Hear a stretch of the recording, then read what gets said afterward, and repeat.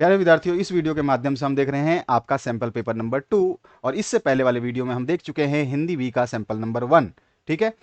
इसके अलावा मैंने हिंदी अ जिसके पास है उनके लिए भी 2 सैंपल पेपर्स अपलोड कर दिए हैं। तो जिनके पास हिंदी अ है उनको भी टेंशन नहीं लेना, जिसके पास हिंदी बी है उसको टेंशन नहीं लेना, जिसके पास मैथमेटिक्स स्टैंडर्ड है उसको भी नहीं लेना है टेंशन। टेंशन एक भी विद्यार्थी को किसी सब्जेक्ट के लिए लेने की आवश्यकता नहीं है। चलिए स्टार्ट करते हैं। यहाँ पे दिए गए निर्देश को जरूर पढ़ना। जब भी आपका पैटर्न चेंज होता है तो निर्देश बहुत आवश्यक होते हैं समझना कि हमें वाकई में प्रश्नों में करना क्या। हम बीच बीच में डिस्कस करते रहेंगे। चलिए बिना वक्त गवाए सबसे पहले हम बात करते हैं जो आपका खंड अ है उसकी। खंड अ जो है आपको गद्यांश पढ़ना है। गद्यांश पढ़ने के बाद में जो है आपको प्रश्नों के उत्तर देना है। याद रखना एक चीज मैं आपको हमेशा बोलता हूं, गद्यांश नहीं पढ़ोगे सीबीएसई के गद्यांश को पढ़े बिना प्रश्नों को सॉल्व करना पॉसिबल नहीं हो पाता है। सीबीएसई बहुत मेहनत करके एक अच्छा पैटर्न तैयार करता है, एक अलग पैटर्न तैयार करता है ताकि आप लोगों की समझ शक्ति को वो परख सके और बढ़ा भी सके। तो यहां पर जो है एक गद्यांश है। यहां पे दिया गया है भारत के प्राचीन विचारकों ने अच्छा नागरिक बनने के लिए कुछ नियमों का प्रावधान किया है। ठीक है, इस तरह का ये पैसेज है। अब मैं इस पैसेज को पढ़ूं, सब पैसेज पढ़ते रहूं तो मेरा बेनिफिट आपका बेनिफिट अलग अलग होगा। मैं तो समझ जाऊंगा पर आप जल्दी से नहीं समझ पाएंगे। जब खुद आप पैसेज को पढ़ोगे, खुद पढ़ोगे तो आपको ज्यादा समझ में आएगा। फिर भी अगर कोई डाउट हो तो कमेंट सेक्शन में कमेंट कर देना। इसका पीडीएफ लिंक मैंने डिस्क्रिप्शन बॉक्स में दे रखा है। ठीक है, तो पीडीएफ आप डाउनलोड कर लेना, पढ़ लेना आराम से। उसके बाद जब इस प्रश्नों के उत्तर बताऊंगा ना तो आपको ज्यादा बेहतर समझ में आएगा। सबसे पहला काम है आपको प्रश्न पत्र को पढ़ना, देखना। चलिए स्टार्ट करते हैं। यहां पे जो पहला प्रश्न इस गद्यांश से लिया गया है, गद्यांश के संदर्भ में अच्छा नागरिक बनने के लिए नियमों का प्रावधान आवश्यक है क्योंकि यह क्या करता है। तो अगर हम देखते हैं, गद्यांश पढ़ चुके हैं तो आपको पता होगा, व्यक्तित्व को निखार कर जीवन को अमोद प्रमोद से परिपूर्ण करता है। ख ऑप्शन जो है इसका करेक्ट हो जाएगा। अगले क्वेश्चन की बात करते हैं। क्वेश्चन नंबर 2 देखिए, वाणी एवं व्यवहार की मधुरता सभी के लिए सुखदायी होती है। इस कथन के लिए उपयुक्त तर्क जो है आपको बताना है। कौन सा तर्क सही है? तो समाज में हार्दिक सद्भाव की वृद्धि और सुख की प्रतिष्ठा होती है। घ ऑप्शन यहां पे करेक्ट हो जाएगा। गद्यांश पढ़ा है तो आपको आंसर आएगा, नहीं तो नहीं आएगा। पहले बता रहा हूं मैं, आप गद्यांश जरूर पढ़ें। सबसे इंपॉर्टेंट चीज होता है क्वेश्चन पेपर रीड करिए। इसीलिए हमेशा आपको देखा जाता है कि क्वेश्चन पेपर में 3.15 मिनट लिखा रहता है। कभी कभी आपको 10 मिनट पहले भी पेपर दे दिया जाए कि आप पढ़ लो और अपने आप को तैयार कर लो कि आपके इस तरह के प्रश्न है, अब आपको लिखना है। तो ये चीज थोड़ा सा ध्यान रखिए। चलिए अगले प्रश्न की तरफ बढ़ते हैं। तीसरा प्रश्न पूछा गया, अहंकारी और दम्भी व्यक्ति सदा अभ्यासी होता है। किस चीज का अभ्यासी होता है ये? तो अशिष्ट वाणी और व्यवहार का ये अभ्यासी होता है। किसका? अशिष्ट वाणी और व्यवहार का ये जो है अभ्यासी होता है। इसका मतलब हमारा ऑप्शन जो हो जाएगा क करेक्ट हो जाएगा तीसरे का। चौथा क्वेश्चन देखिए, संतुलित व्यक्तित्व से तात्पर्य है। तो संतुलित व्यक्तित्व से क्या तात्पर्य है? पैसेज पढ़ लिया है। तो आंतरिक व बाहरी संघर्ष से रहित संपूर्ण सामाजिकता की अनुभूति से परिपूर्ण व्यक्तित्व। ग ऑप्शन यहां पे करेक्ट हो जाएगा। अगले क्वेश्चन की बात करते हैं। आपको जितने भी प्रश्न दे रहा हूं, अगर आप अच्छे नंबर लाना चाहते हैं, एक टॉपर की लिस्ट में जाना चाहते हैं, अपने आप को एक सक्षम और अच्छा रिजल्ट देना चाहते हैं, तो आप सभी वीडियोस को देखते जाना। केवल देखने से कुछ आपका बिगड़ेगा नहीं, आपका टाइम भी वेस्ट नहीं होगा। अगर आप नजर भी मार लेते हो तो इनमें से जो भी क्वेश्चन आएंगे आएंगे जरूर। ये तो आपको मैं बता चुका हूं पहले ही। हर वीडियो में बार बार वो एक ही चीज को एक्सप्लेन करना अच्छा नहीं लगता है, तो आएंगे जरूर। इनको जरूर आप पढ़ लेना। पांचवा जो प्रश्न है इसमें, निम्नलिखित कथन। यहाँ पे आपको कथन दिया गया है। ठीक है, यहाँ पे आपको कथन दिया गया है और रीजन। ठीक है, एसर्शन और रीजन का क्वेश्चन आता ही आता है, आप जानते हो। तो कथन और कारण दिए गए हैं, उसको ध्यानपूर्वक पढ़ना है। उसके बाद दिए गए विकल्पों को आपको चूज करना है, सही कौन सा होगा। पहला कथन जो है, देश में धार्मिक सहिष्णुता की आवश्यकता है। पहले ये बोल रहा है देश में धार्मिक सहिष्णुता की आवश्यकता है। कारण बोल रहा है आर, जो रीजन है वो बोल रहा है समाज एवं देश में शांति बनी रहेगी।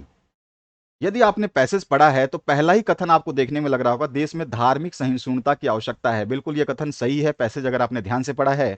और इसका कारण दिया गया है, इससे क्या होता है, समाज एवं देश में शांति बनी रहेगी। ये भी बिल्कुल इसका कारण जो रीजन दिया है ये भी बिल्कुल सही है। कथन का रीजन जो है यहाँ पे, कथन का कारण जो दिया गया है, दोनों ही सही है। अगर ये दोनों सही हैं तो फिर मेरे को ऑप्शन देखना है कि मेरा कौन सा ऑप्शन सूट कर रहा है। तो आप घ ऑप्शन देखिए, कथन ए तथा कारण आर दोनों सही हैं, तथा आर जो आपको कारण दिया है वो कथन ए का यानी असर्शन की सही व्याख्या करता है।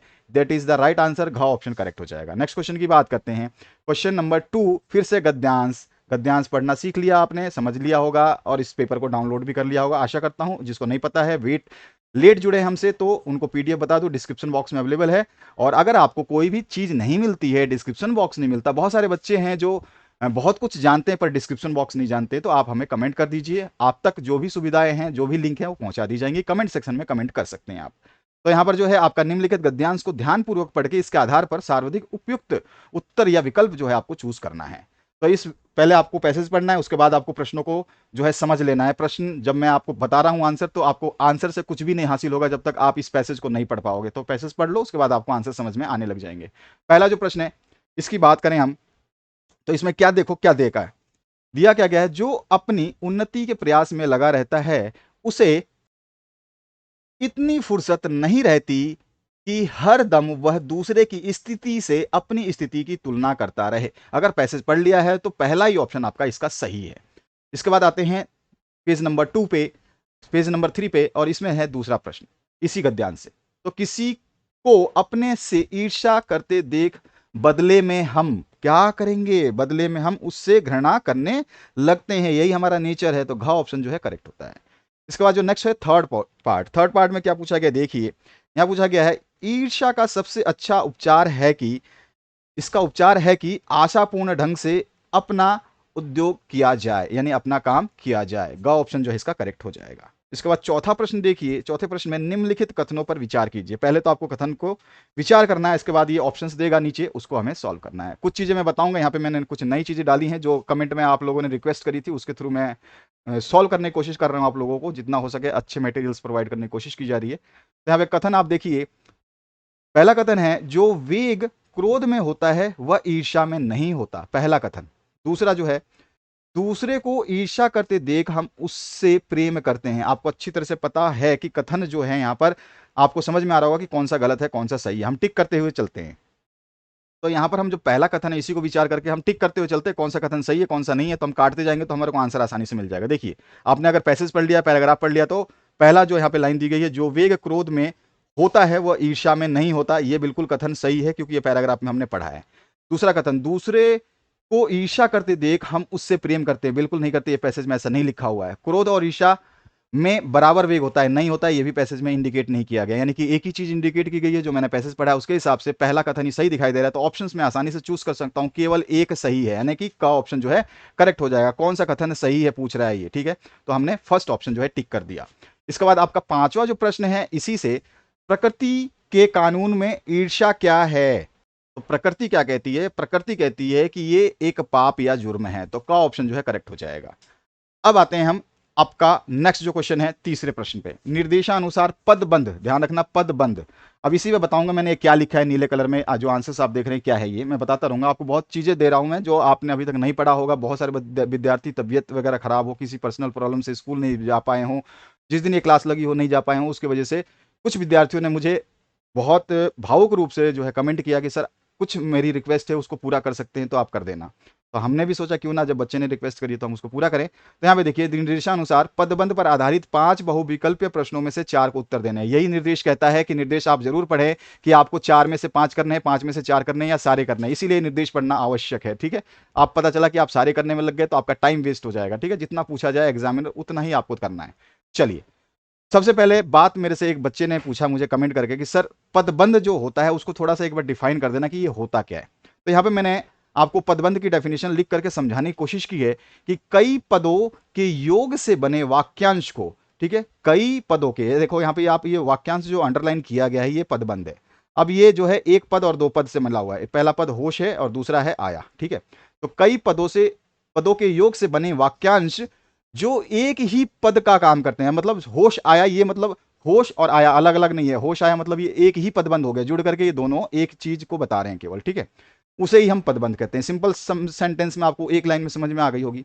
अब इसको थोड़ा सा मैंने और डिस्क्राइब करने की कोशिश की है। पदबंध वाक्य का एक अंश है, मतलब इस पूरे वाक्य का एक टुकड़ा है, अंश है अर्थात वाक्यांश है, ठीक है।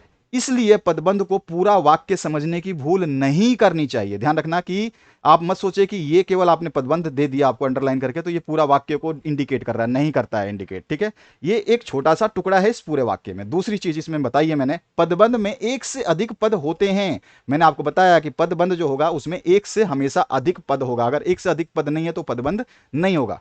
और ये सभी पद आपस में बंद कर, यानी कि मैंने बताया 1+2 जोड़ करके बंद करके एक इकाई यानी कि एक ही यूनिट का काम करते हैं, इसीलिए इनको पदबंध कहते हैं। तो ये बच्चे की रिक्वेस्ट मैंने पूरी करी कि मैंने समझाने की कोशिश करी कि पदबंध होता क्या है।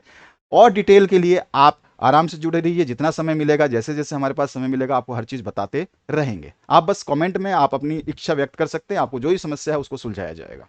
यहाँ पे आप स्टार्ट करते हैं क्वेश्चन को। पदबंध की समस्या आपकी सॉल्व हो गई होगी जिसने भी पूछा था। तो यहाँ पे ततारा को मानो कुछ होश आया, वाक्य में रेखांकित पदबंध है। अब यहां पर मैंने पदबंधों को थोड़ा सा डिफाइन और कर दिया है। सबसे पहले संज्ञा पदबंध होता क्या है ये समझिए, ठीक है। सबसे पहले संज्ञा पदबंध को हम समझेंगे, ताकि यहाँ पे जो पदबंध लिखे हैं ना, ये हमारे को अगर क्लियर हो गया तो हमारे को दिक्कत नहीं होगी, हमारे तो फिर आंसर आसानी से दे पाएंगे। पहला संज्ञा है, दूसरा मैंने यहाँ पे विशेषण के बारे में लिखा है, तीसरा जो है क्रिया के बारे में लिखा है, और चौथा जो है क्रिया विशेषण पदबंध के बारे में यहाँ पे समझा है। ये चारों उनके सामने लिख दिए हैं ताकि आप में से किसी को भी कंफ्यूजन ना हो, जिसने नहीं पढ़ा हो, भूल गया हो, याद नहीं हो, कुछ भी समझ में नहीं आया हो, तो यहाँ से देख के समझ सके। तो यहाँ पर जो है पहला देखिए क्या बोल रहा है, संज्ञा पदबंध। तो संज्ञा पदबंध क्या इंडिकेट करता है, सबसे पहले हमें यह समझना है कि संज्ञा पदबंध होता क्या है, उसके बाद ही हम बात करेंगे। तो संज्ञा पदबंध जो होता है, जब कोई पद समूह, यानी कि ये पद समूह जो दिया गया 1+2 दिखाया मैंने, समूह वाक्य में संज्ञा का काम देता है तो उसे संज्ञा पदबंध कहते हैं। वाक्य में अगर ये संज्ञा का काम कर गया तो हम इसको संज्ञा पदबंध कहेंगे। लेकिन यहां पे आप देख रहे हो कि होश आया, ठीक है ना, इसका मतलब क्या है, ये संज्ञा इंडिकेट नहीं कर रहा। चलिए अगले ख पार्ट की बात करते हैं। मैं एक बार आपको समझा दूंगा, बार बार फिर आपको डिस्क्राइब नहीं करूंगा, है ना। तो विशेषण पदबंध क्या होता है, जब कोई पद समूह, जब कोई पद समूह, ये समूह है, एक पद दो पद, ठीक है, इन दोनों को मिला के एक समूह बन गया। पद समूह किसी संज्ञा सर्वनाम की विशेषता बताए तो उसे क्या कहते हैं, हम विशेषण पदबंध कहते हैं। क्लियर हुआ। जब कोई भी शब्द समूह संज्ञा सर्वनाम की विशेषता को आपके सामने पेश करे उस वाक्य में, तो उसे ही हम विशेषण पदबंध कहते हैं। तो यहां पर क्या आया है, होश आया है, ठीक है। ध्यान रखना है कि होश आया। अभी आगे देखते जाओ, अभी कंफ्यूजन नहीं होना है आपको, कंफ्यूज बिल्कुल नहीं करना अपने आपको। क्रियापदबंध क्या है, एक से अधिक क्रियापदों से, एक से अधिक क्रियापदों से, यहां पे देखो क्रिया क्या कर रहा है, होश, ठीक है। होश, होश मतलब उसको क्या आ रहा है, वो चेत हो रहा है, ठीक है। और आया ये भी क्रिया है, होश भी क्रिया है, ठीक है। तो एक से अधिक क्रियापदों से बनने वाले क्रिया रूपों को क्रियापदबंध कहते हैं। अब आपको समझ में आया हो कि 1+2 मिलकर के दो क्रियापद मिल करके एक पदबंध को तैयार कर रहे हैं। तो यहां पर हमारा जो राइट आंसर हुआ वो हुआ क्रिया पदबंध। ये तो हो गया, लेकिन मैं चौथा पॉइंट भी आपको डिस्कस करके बता दूं कि क्रिया विशेषण पदबंध क्या है। तो वह वाक्यांश या पद समूह जो क्रिया विशेषण का कार्य करे, क्या करे, क्रिया विशेषण का कार्य करे, उसे क्रिया विशेषण पदबंध कहते हैं। तो यहां पर मैंने चारों पदबंध बता दिए, पदबंध होता क्या है, यहां पे जो 4 डेफिनेशन थी उसको मैंने बता दिया। आगे जैसे ही कुछ आएगा मैं उसको भी डिस्क्राइब कर दूंगा। बच्चों ने बहुत अच्छे से रिक्वेस्ट करी है और उसका मैं सम्मान करता हूं। दूसरा जो प्रश्न है यहां पर क्या पूछा गया है, आप तो बहुत बड़े धार्मिक आदमी हैं, इस वाक्यांश में या इस वाक्य में विशेषण पदबंध। अभी मैंने आपको डेफिनेशन बताई, अगर आपको डेफिनेशन पता है तो आपको पता होना चाहिए। यहां पर 4 आपको डेफिनेशन दी थी। तो इसमें क्या होता है, जो पदबंध संज्ञा सर्वनाम के विशेषण के रूप में प्रयुक्त होता है उसे ही हम विशेषण पदबंध कहते हैं। यहां पर मैंने बताया जब कोई पद समूह संज्ञा सर्वनाम, वही डेफिनेशन मैंने यहां पे दोबारा लिखी ताकि बच्चे को एक बार याद हो जाए, 2 बार पढ़ेगा, तीसरी बार पढ़ेगा, याद हो जाएगा, ठीक है। ये बात तो समझ में आ गई। अब हमारे को देखना है कि आप जो ये पूछ रहा है, आप तो बहुत बड़े धार्मिक आदमी हैं, इसमें विशेषण पदबंध कौन सा है। अब अंडरलाइन नहीं किया, आपसे बोल रहा है कि इसमें अंडरलाइन वाली जगह बताओ कि कौन सा अंडरलाइन होगा जो विशेषण पदबंध इंडिकेट कर रहा है दूसरे क्वेश्चन में। तो यहां पर देखिए विशेषता क्या बता रहा है, बहुत बड़े क्या हो, धार्मिक। तो बहुत बड़े धार्मिक जो है ये विशेषता बता रहा है। पदबंध संज्ञा और या सर्वनाम के विशेष रूप में प्रयुक्त हो रहा है ना, तो उसे ही हम क्या करेंगे, बहुत बड़े धार्मिक। क्या है, बहुत बड़े धार्मिक है। तो यहां पर ख ऑप्शन जो है बहुत बड़े धार्मिक जो है ये विशेषण पदबंध है। क्लियर हुआ। इसको प्रैक्टिस जब तक नहीं करोगे, देखो एक व्याकरण संबंधी जो चीज होती है ना, चाहे वो हिंदी में व्याकरण हो यानी कि ग्रामर सेक्शन हो, आपका इंग्लिश में हो, और हिंदी में आपका व्याकरण हो, व्याकरण जब तक आप प्रैक्टिस नहीं करोगे, मोर प्रैक्टिस, तब तक व्याकरण आसानी से समझ में नहीं आएगा। सबसे बड़ा आप कह सकते हैं पढ़ाई में दिक्कत जो करती है वो ग्रामर सेक्शन करती है, ठीक है, बस और कुछ नहीं है। ग्रामर समझ लिया तो सब कुछ आपको समझ में आ जाएगा। तो इनको प्रैक्टिस करिए, समझिए, कुछ कुछ उदाहरण देखिए कि इस टाइप के संज्ञा पदबंध के क्या उदाहरण होते हैं, विशेषण पदबंध के क्या उदाहरण होते हैं। बहुत सारे उदाहरण देखिए, 10 देखिए, 15 देखिए, आपका एकदम क्लियर हो जाएगा माइंड की। इस तरह का वाक्य आते ही आप समझ जाओगे कि ये जो है विशेषण पदबंध है, ये क्रिया पदबंध है, ये क्रिया विशेषण है, ये संज्ञा है, सब कुछ आपको दिखाई देगा। तो यहाँ पे ख ऑप्शन सेकंड का करेक्ट हो जाएगा। अगले क्वेश्चन की बात करते हैं। क्वेश्चन नंबर 3 देखिए, पेज नंबर 4 पे आ चुके हैं। क्वेश्चन नंबर 3 हिंदी भी 10th क्लास का मॉडल पेपर नंबर 2 डिस्कस कर रहे हैं इस वीडियो के माध्यम से। तीसरा प्रश्न जो है क्रिया पदबंध का उदाहरण छाटिए। अब यहाँ पे सीधा सीधा आपसे बोल दिया उसने कि आपको क्या बताना है, क्रिया पदबंध बताना है। फिर मैं यहाँ पे आपको डेफिनेशन दे रहा हूं, एक से अधिक क्रिया पदों से बनने वाले क्रिया रूपों को क्रिया पदबंध कहते हैं। ये डेफिनेशन ऊपर ही बता दी है मैंने, फिर से दोबारा तिबारा लिख रहा हूं, बार बार लिख रहा हूं ताकि आपको याद होता रहे। अब यहाँ पे अंडरलाइन भी किया गया है। अब अगर अंडरलाइन में आप क्रिया की बात करते हो, ध्यान से क्रिया की बात करते हो, समझ के क्रिया की बात करते हो, तो आपको यहाँ पर देखो क्या हो रहा है। देखो सुंदर है, ये तो विशेषता बता रहा है। अयोध्या के राजा, नहीं, संज्ञा में आ गया। दूर कर दिया, दूर कर दिया, ये क्या किया, क्रिया किया है, ठीक है ना। कबीर ने उसका संकट दूर कर दिया है, दिख गया मेरे को। थर्ड ऑप्शन जो है इसका ग ऑप्शन करेक्ट हो जाएगा। अगले क्वेश्चन की बात करते हैं। चौथा मैं डिस्कस ही नहीं करूंगा, जब आंसर मिल गया तो टाइम क्यों आपका और मेरा बहुत कीमती है। चौथा, बंगले के पीछे लगा पेड़, अंडरलाइन कर दिया इसने, लगा पेड़ गिर गया। वाक्य में रेखांकित पदबंध क्या है आपको बताना है। बंगले के पीछे लगा, बंगले के पीछे लगा, क्या बता रहा है ये, बंगले के पीछे, यानी कि कुछ तो विशेषता है। कहां की बात कर रहा है ये, विशेषताओं की बात कर रहा है। अच्छा, मैंने आपको ऊपर सर्वनाम पदबंध नहीं बताया था, तो यहां पर मैंने सर्वनाम पदबंध के बारे में लिख दिया है। जिस बच्चे ने सर्वनाम नहीं पढ़ा है, क्योंकि ऊपर कहीं भी सर्वनाम का क्वेश्चन नहीं आया था, तो यहां पर सर्वनाम का दिया था, इसलिए मैंने सर्वनाम भी लिख दिया है। वाक्य में सर्वनाम का कार्य करने वाले पदबंध को जो है सर्वनाम पदबंध कहते हैं। ये चीज तो मैंने सर्वनाम के लिए लिखी है, इसका मतलब ये नहीं कि ऑप्शन राइट है। मैं यहाँ पे बोल रहा हूँ बंगले के पीछे लगा, यानी कि क्या है, ये विशेषता बता रहा है, बंगले के पीछे लगा, तो इसका मतलब मेरा सही सही आंसर हो गया विशेषण पदबंध। अगला जो है पांचवा प्रश्न, वह इधर उधर देखता हुआ चल रहा था। अब ये पूरा वाक्य ना एक ही वाक्य इंडिकेट कर रहा है, इधर उधर देखता हुआ। ये मत सोचो कि बहुत बड़ा है, ये पदबंध हो चुका है, एक ही वाक्य बन चुका है, अपने आप में एक ही अर्थ दर्शा रहा है। और उसी वाक्य को पहचान करके आप बताएंगे कि ये पदबंध कैसा है, कौन सा है, तो आप सही जा रहे हैं, आप सही समझ रहे हैं। अच्छा, एक और चीज मैंने यहाँ पे थर्ड चीज इंडिकेट करी आपको, समुच्चय बोधक पदबंध। ये भी पूछता है आपके सिलेबस, जो सिलेबस में है वही चीज मैं यहाँ पे मेंशन करता जा रहा हूँ।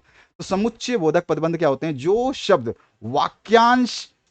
वाक्यांश एक पदबंध को दूसरे वाक्यांश से मिलाते हैं, उसे समुच्चय बोधक पदबंध कहते हैं। इसका जब भी हम एग्जाम्पल देखेंगे, कुछ भी देखेंगे, तो उसको और ज्यादा बेहतरीन समझेंगे। मैंने केवल यहाँ पे डेफिनेशन बताई है ताकि आपके थोड़ा सा माइंड में चला जाए। चलिए, वह इधर उधर देखता हुआ चल रहा था, तो क्या कर रहा था, इधर उधर देखता हुआ, इधर उधर देखता हुआ।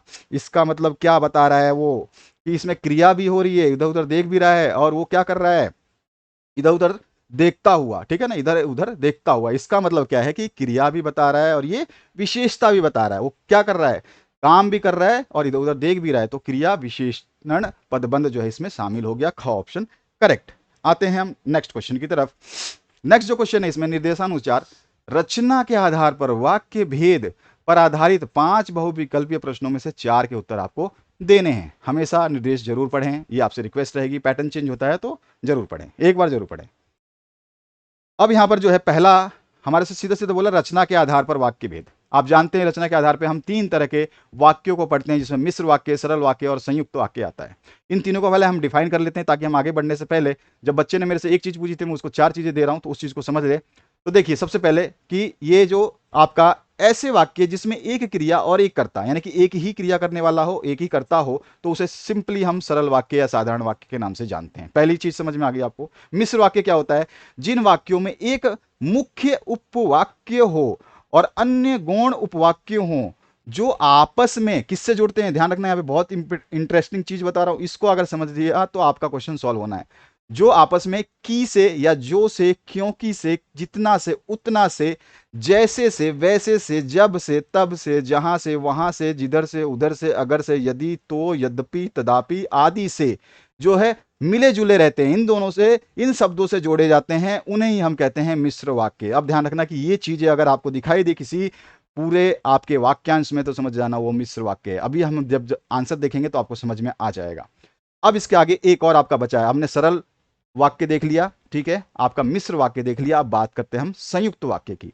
ऐसा वाक्य जिसमें 2 वाक्य किसी संयोजक शब्द द्वारा, जो कोई संयोजक शब्द होगा उससे जुड़ता है, और वो वो संयोजक शब्द क्या हो सकता है उसको भी बताऊंगा मैं। शब्द द्वारा जुड़े हुए हों ऐसे वाक्य को संयुक्त वाक्य कहते हैं।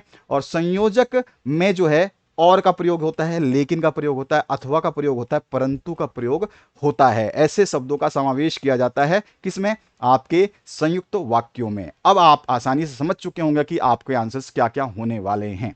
तो यहां पे पहले प्रश्न की तरफ हम बढ़ते हैं। ज्यों ही वहां पहुंचा वर्षा होने लगी। ज्यों ही वहां पहुंचा, ध्यान से देख सकते हैं आप, अच्छी तरीके से समझ सकते हैं। तो यहां पे कौन सा आंसर आपको लग रहा है कि इसका सही हो जाएगा?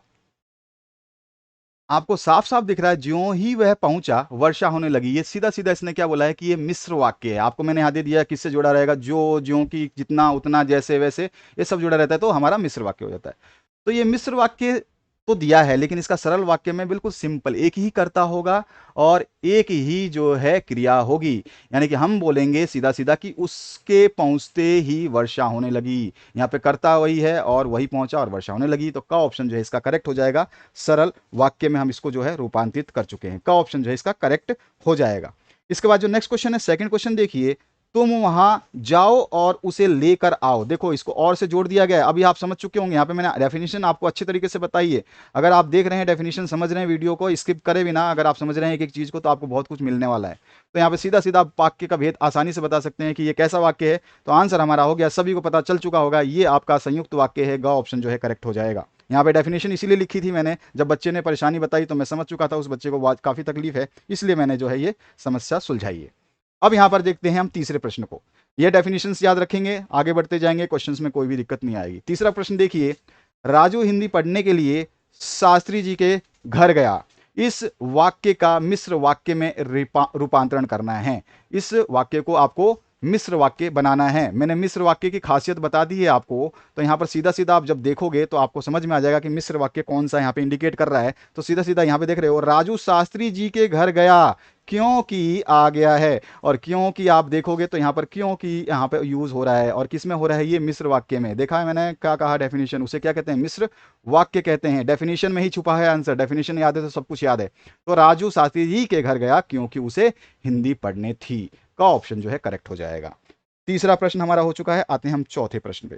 चौथा जो प्रश्न है, निम्नलिखित वाक्यों में संयुक्त वाक्य है। यानी कि संयुक्त वाक्य सीधा सीधा आपको देखना है, आंख आपकी सीधी सीधी लालटेन की तरह वहां पहुंची होगी। सूर्योदय हुआ और सारा गांव जाग गया। और से जोड़ दिया गया। संयुक्त वाक्य मैंने अभी अभी बताया था, ऊपर लिखा हुआ है, और से, लेकिन से, अथवा से, परंतु से, शब्दों से जोड़े जाए हुए वाक्यों को हम क्या बोलते हैं, संयुक्त वाक्य बोलते हैं। तो हमारा ख ऑप्शन जो है करेक्ट हो जाएगा। चौथा क्वेश्चन कंप्लीट।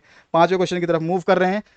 यहाँ पर एक एक वीडियो में जितना मैं समझा रहा हूं, आने वाले जो वीडियो होंगे उसमें इतना ज्यादा मैं आपको क्लियर नहीं कर पाऊंगा, क्योंकि वीडियोस बहुत ज्यादा हैं, बहुत सारे आपके कंटेंट है मेरे को डालने हैं, जिसकी वजह से वीडियो को हम थोड़ा फास्ट लेके चलेंगे। और जो बेसिक्स है मैं आपको स्टार्टिंग के 2-3 वीडियो में सारा बेसिक्स क्लियर कर दूंगा, ताकि आपको फिर आगे किसी चीज की टेंशन ना लेनी पड़े। जहां जहां जरूरत होगी वहां वहां मैं आपको समझाता हुआ चलता रहूंगा। पांचवा प्रश्न है, सरला ने कहा कि वह कक्षा में प्रथम रही। इस वाक्य का भेद क्या है भैया? सरला ने कहा कि वह कक्षा में प्रथम रही। तो इस वाक्य का भेद आपको क्या लग रहा है, कैसा लग रहा है? आपने मिश्र वाक्य देखा था, डेफिनेशन याद है आपको? यस, राइट आंसर मिश्र वाक्य। ग ऑप्शन जो है करेक्ट हो जाएगा। इसके बाद आते हैं हम नेक्स्ट जो है आपका पांचवें प्रश्न पे।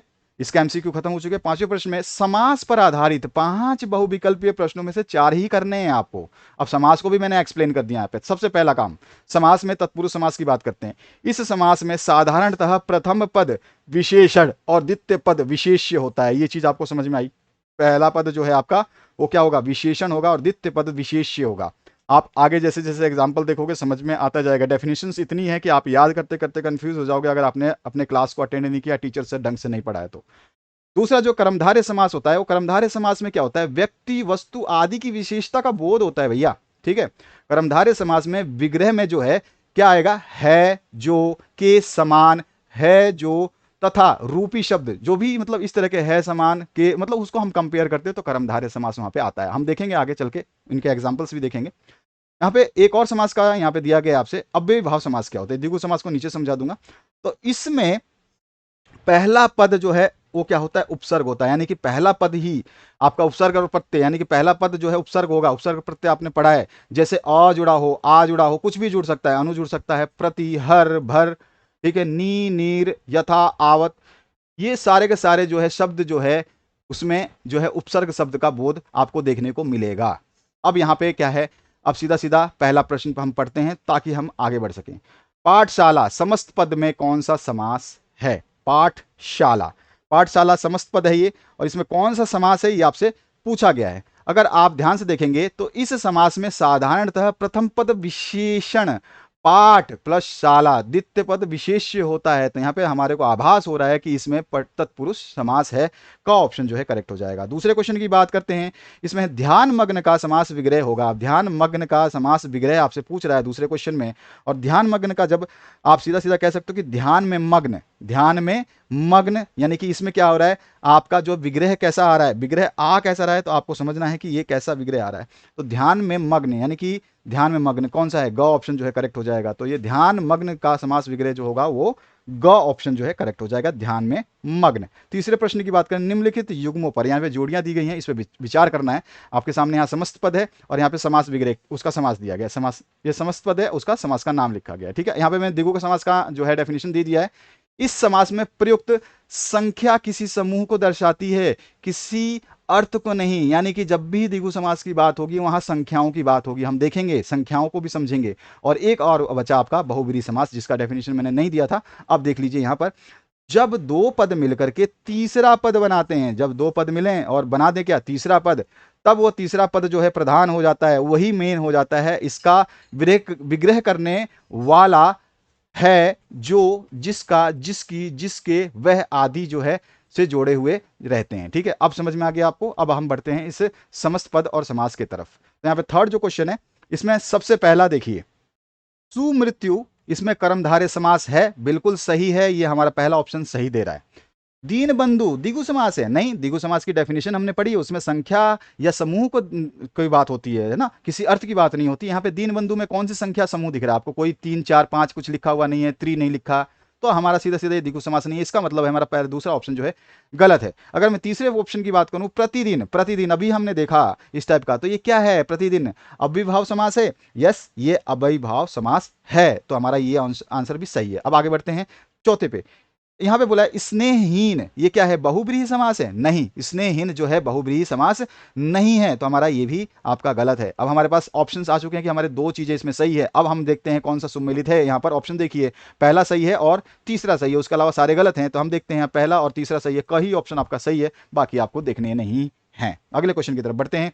अगला जो चौथा प्रश्न है, इसमें पूछा गया है, सुबह शाम के लिए समास विग्रह और समास का चयन कीजिए। ठीक है, यहाँ पे द्वंद्व और द्विगु समास को दोबारा मैंने लिख दिया है। ठीक है, तो द्वंद्व समास आप क्या है, इस समास में दोनों पद एक दूसरे पद के विलोम होते हैं, उल्टे होते हैं, बिल्कुल उल्टे, सुबह का शाम, शाम का सुबह। ठीक है ना, तो यहाँ पे देखो सुबह शाम द्वंद्व समास। ठीक है, अच्छा, और इसका विग्रह करने पर और अथवा या एवं का प्रयोग जो है होता है। देखो यहाँ पे और का भी प्रयोग हुआ, सुबह का उल्टा क्या होता है, शाम। तो जो है द्वंद्व समास अपने आप में अपोजिट का काम करता है, सीधा सीधा आपको समझ में आ जाएगा। क्लियर हुआ, ये बात तो समझ में आ गई। तो चौथा प्रश्न जो पूछा गया है, सुबह शाम के लिए समास विग्रह का जो समास चयन करना है वो कौन सा सही है, इसमें आपको बताना है और सही तरीके से सोचना है। अभी मैंने आपको सारी डेफिनेशंस दी हैं, सब कुछ समझा है और मैंने आपको आंसर भी हिंट दे दिया है। तो यहाँ पर सीधा सीधा आंसर आपको देखने को मिल रहा है कि सुबह और शाम जो है हमें बता रहा है कि ये द्वंद्व समास है, एक दूसरे के विलोम होते हैं और अथवा एवं से जुड़े होते हैं। सुबह और शाम द्वंद्व समास है, ग ऑप्शन जो है करेक्ट हो जाएगा।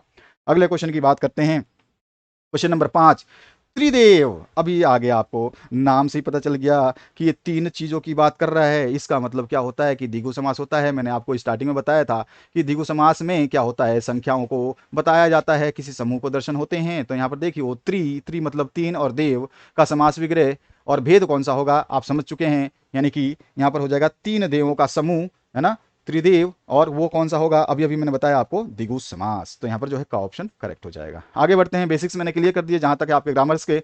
अब हम डिस्कस करते हैं अगले क्वेश्चंस को। क्वेश्चन नंबर 6 देखिए, प्रश्न नंबर हम 6 पे आ चुके हैं। निर्देशानुसार मुहावरे पर आधारित 6 बहुविकल्पीय प्रश्नों में से, यहाँ पर 6 हैं, अभी तक हमने 5 देखे हैं, 6 में से आपको 4 के ही उत्तर देने हैं, ध्यान रखना है। तो हमारे जो ये निर्देश होते हैं बहुत काम के होते हैं, इसको जरूर पढ़ा करें। जो चीज़ बताई जाती है गलत नहीं बताई जाएगी आपको। मुहावरे और अर्थ के उचित मेल वाले विकल्प का चयन जो है आपको करना है। यहाँ पे मुहावरे दे रखे हैं, उसके साथ में अर्थ दे रखा है, कौन सा मेल सही है बस आपको बताना है। अच्छे तरीके से जानते हैं सभी बच्चे कि इसमें से कौन सा ऑप्शन सही होगा। खेत खेत रहना, खेती करना नहीं।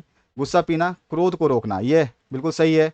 घुटने टेकना, बैठ जाना नहीं, घुटने टेकना मतलब हार मानना, बैठ जाना नहीं होता, ये भी गलत है। पहला गलत है, दूसरा सही है। तीसरा आपका जो है आपका दिख रहा है कि ये क्या है आपका, हाँ गलत है। और चिकना घड़ा होना, चिकनी मिट्टी का घड़ा, ये भी गलत है। तो यहाँ पर देख रहा हूँ मैं पहले ऑप्शन में ही मुझे मिल रहा है कि आपका गुस्सा पीना यानी कि क्रोध को रोकना जो हमारा सही ऑप्शन है, तो हमारा ख ऑप्शन ही करेक्ट है, हमने पहले ही टिक कर लिया। मैं चारों ऑप्शंस को एक बार डिस्कस इसलिए करता हूं ताकि आपको थोड़ा सा कंफ्यूजन हो तो उससे दूर हो जाए। बार बार हम चारों क्वेश्चंस को डिस्कस करें, हर ऑप्शंस को डिस्कस करते रहें तो बहुत लंबा वीडियो बन जाएगा, इतना समय आपके पास भी नहीं है और हमारे पास भी नहीं। सेकंड क्वेश्चन जो है, चुगली करना अर्थ के लिए उचित मुहावरा है। चुगली करना आप सभी जानते हैं और आप लोग तो चुगली करते रहते हैं, तो आपको पता होना चाहिए इसका सही मुहावरा, ठीक है। तो क्या आंसर होगा, तो राइट आंसर जो हो जाएगा इधर उधर की लगाना, इधर उधर की लगाना, ग ऑप्शन जो है इसका करेक्ट हो जाएगा। नेक्स्ट क्वेश्चन की बात करते हैं। तीसरा नंबर क्वेश्चन देखिए, आज तो मैं तुम्हारी खालिस्तान, अगर कल भी तुमने काम से जू चुराया तो खैर नहीं। रिक्त स्थान की पूर्ति उचित मुहावरा चुन करके जो आपको करना है। आज तो मैं तुम्हारी, क्या आ जाएगा यहाँ पे, यहाँ पे सीधा सीधा जान बख्श देना वाला हमारा जो है बात आ रही है।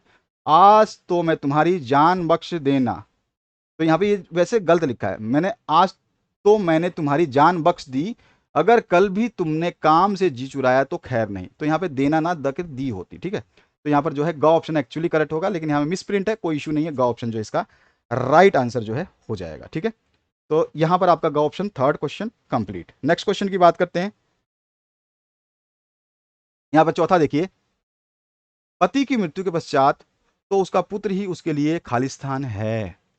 रिक्त स्थान की पूर्ति में उचित विकल्प आपको बताना है, तो क्या है, अंधे की लकड़ी है, सबने पढ़ा है, तो यहां पे सीधा सीधा अंधे की लकड़ी, ख ऑप्शन जो है इसका करेक्ट हो जाएगा।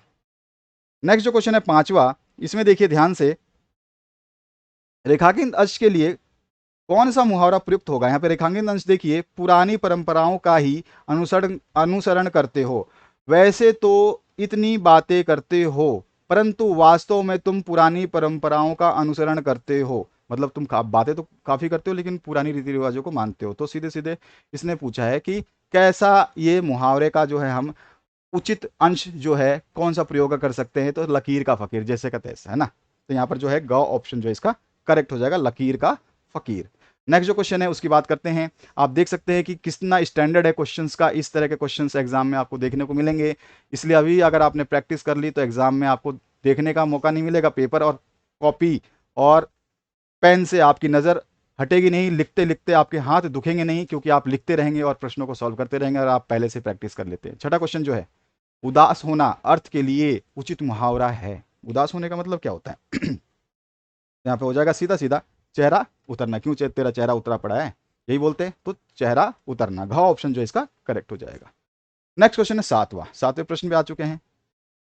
यहां पर पूछा गया है आपसे पद्यांश को पढ़ करके सही विकल्प का चयन करना है। कोई ऑप्शन नहीं दिया गया, यानी कि सारे प्रश्न जो इसके साथ दिए गए हैं वो सारे करने हैं। सभी ने पीडीएफ डाउनलोड कर लिया होगा आशा करता हूं, और सभी समझदार हैं इतने तो पीडीएफ अगर डाउनलोड कर लिया है तो ये आपने पैसेज भी पढ़ लिया होगा। नहीं पढ़ा है तो वीडियो को पॉज करिए, पहले पैसेज पढ़िए, पीडीएफ आपके पास है। अब यहाँ पर जो पैसेज जब पढ़ लेंगे तो यहाँ पैसेज को पढ़ने के बाद जब हम इसके पहले प्रश्न की तरफ बढ़ते हैं, तो यहाँ पर पहला जो क्वेश्चन पूछा गया, ध्यान से देखिएगा, यहाँ सीधा सीधा पूछा गया, तोप को कहाँ रखा गया है। तोप को कहाँ रखा गया है, तो यहाँ पे पहला ऑप्शन का बिल्कुल राइट आंसर क्या हो जाएगा, ये कंपनी बाग के मुहाने पे रखा गया है। तो यहाँ पर जो है ख ऑप्शन करेक्ट हो जाएगा। दूसरा क्वेश्चन देखिए, कंपनी बाग के मुहाने पर रखी तोप किस समय की है। अब देखो ध्यान से, सीधा सीधा यहीं पे आंसर दे दिया, कंपनी बाग के मुहाने पर। यहाँ पे हमारे पास आंसर ऊपर है। क्वेश्चन क्या है, कभी कभी इंटर रिलेट करते हैं, आप आराम से पढ़ोगे, समझोगे, प्रश्नों को सॉल्व करना सीखोगे तो सब कुछ आपको आने लग जाएगा। Practice makes a man perfect. तो यहाँ पर दूसरा जो क्वेश्चन है, कंपनी बाग के मुहाने पर रखी तोप किस समय की है। यहाँ पर आंसर याद होना चाहिए आपको, सन 1857 की है। यहाँ पर ग ऑप्शन जो है आपका करेक्ट हो जाएगा। नेक्स्ट जो है आपका थर्ड पार्ट, तोप को साल में कितनी बार चमकाया जाता है, तो तोप को साल में 2 बार चमकाया जाता है, इसका मतलब है ख ऑप्शन करेक्ट हो जाएगा। नेक्स्ट जो क्वेश्चन है उसकी बात करते हैं। क्वेश्चन नंबर 4 पे आ चुके हैं हम। क्वेश्चन नंबर 4 आपसे पूछ रहा है, तोप अपने जमीन में कैसी थी, तो सॉरी जमाने में, तोप अपने जमाने में कैसी थी, तो कैसी थी तोप ये, तो तोप अपने जमाने में बहुत ही शक्तिशाली थी। ग ऑप्शन जो है करेक्ट हो जाएगा। पांचवा प्रश्न, निम्नलिखित वाक्यों को ध्यान से पढ़िए और पढ़ने के बाद में पद्यांश से मेल खाते वाक्यों के लिए उचित विकल्प जो है आपको चयन करना है। तो आपने पद्यांश अगर पढ़ लिया तो हम इन वाक्यों को पढ़ते जाएंगे और काटते जाएंगे कि इसमें से सही विकल्प कौन सा होगा, तो हमारे को आंसर ढूंढने में परेशानी नहीं होगी। सबसे पहला, तोप कंपनी बाग के मुख्य द्वार पर रखी थी। तो तोप कंपनी बाग के मुख्य द्वार पर रखी थी, क्या ये सही है? इसमें मेल, पद्यांश से मेल खाते हुए चीजें आपको बतानी है, बस इतना ध्यान रखना कि ये पूछ क्या रहा है, वो चीज आप समझते हो तो आपको कोई दिक्कत नहीं होगी। तो यस, यहाँ पे पहला ऑप्शन जो है हमारे को सही लगा। दूसरा, यह तोप सन 1947 में प्रयोग की गई, ये हो गया गलत। ठीक है, अब इसके बाद जो नेक्स्ट पार्ट है इसको देखते हैं। इसे साल में 2 बार खूब चमकाया जाता था, बिल्कुल सही, हमने अभी अभी पैराग्राफ में पढ़ा, मतलब आंसर दिए हैं इसको।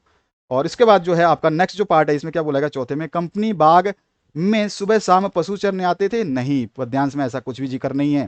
तोप के अनुसार वह बहुत जबरदस्त थी, बिल्कुल बहुत शक्तिशाली थी, ये भी सही है ऑप्शन। यानी कि मेरे को दिखे फर्स्ट ऑप्शन, थर्ड ऑप्शन और फिफ्थ ऑप्शन जो है सही है। कौन सा विकल्प सही है इसके हिसाब से, तो मैं अगर देखता हूं इस यहाँ पे विकल्प देखूं तो first option, third option, fifth, ग ऑप्शन जो है आपका करेक्ट हो जाएगा। यहाँ पर कौन सा ऑप्शन सही है आपका, ग ऑप्शन जो है करेक्ट हो जाएगा। आते हैं हम 8वें प्रश्न की तरफ।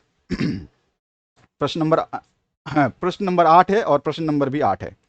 तो यहां पर जो है निम्नलिखित प्रश्नों के उत्तर देने के लिए उचित विकल्प का चयन कीजिए। क्वेश्चन क्या है इसमें, आत्मत्राण का अर्थ है, आत्मत्राण का अर्थ सीधा सीधा आपसे पूछा है, तो इसका मतलब हो गया अपना रक्षण स्वयं करना, अपना रक्षण स्वयं करना, ख ऑप्शन करेक्ट हो जाएगा। दूसरा, जिंदगी मौत से मिल रही है गले, पंक्ति का भाव जो है आपको बताना है, इसका मतलब है आत्म बलिदान देना। इसका मतलब क्या है, आत्म बलिदान देना, आत्म बलिदान दे रहा है, जिंदगी मौत से मिल रही है। 9वें प्रश्न पे आ चुके हैं, यहाँ पे फिर से आपको गद्यांश दिया गया है, मगर टाइम टेबल बना लेना एक बात है, याद आ चुका होगा आपको चैप्टर कौन सा है।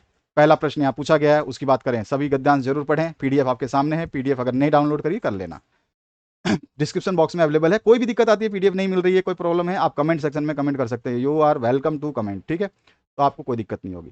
तो यहाँ पर जो है आपका टाइम टेबल बनाने के पहले ही दिन से क्या शुरू हो जाता था, तो यहां पर हमारा जो आंसर हो जाएगा कि टाइम टेबल बनाने के पहले ही दिन क्या शुरू हो जाता था, तो हमारा जो आंसर हो जाएगा टाइम टेबल की अवहेलना का काम, यानी कि उसको पालन ही ना करना, ख ऑप्शन जो है इसका करेक्ट हो जाएगा। नेक्स्ट जो सेकंड क्वेश्चन है, तो आप भी अपना टाइम टेबल कुछ इस तरह से ना बनाएं कि उसकी अवहेलना करें, अमल करना होगा आपको, ठीक है।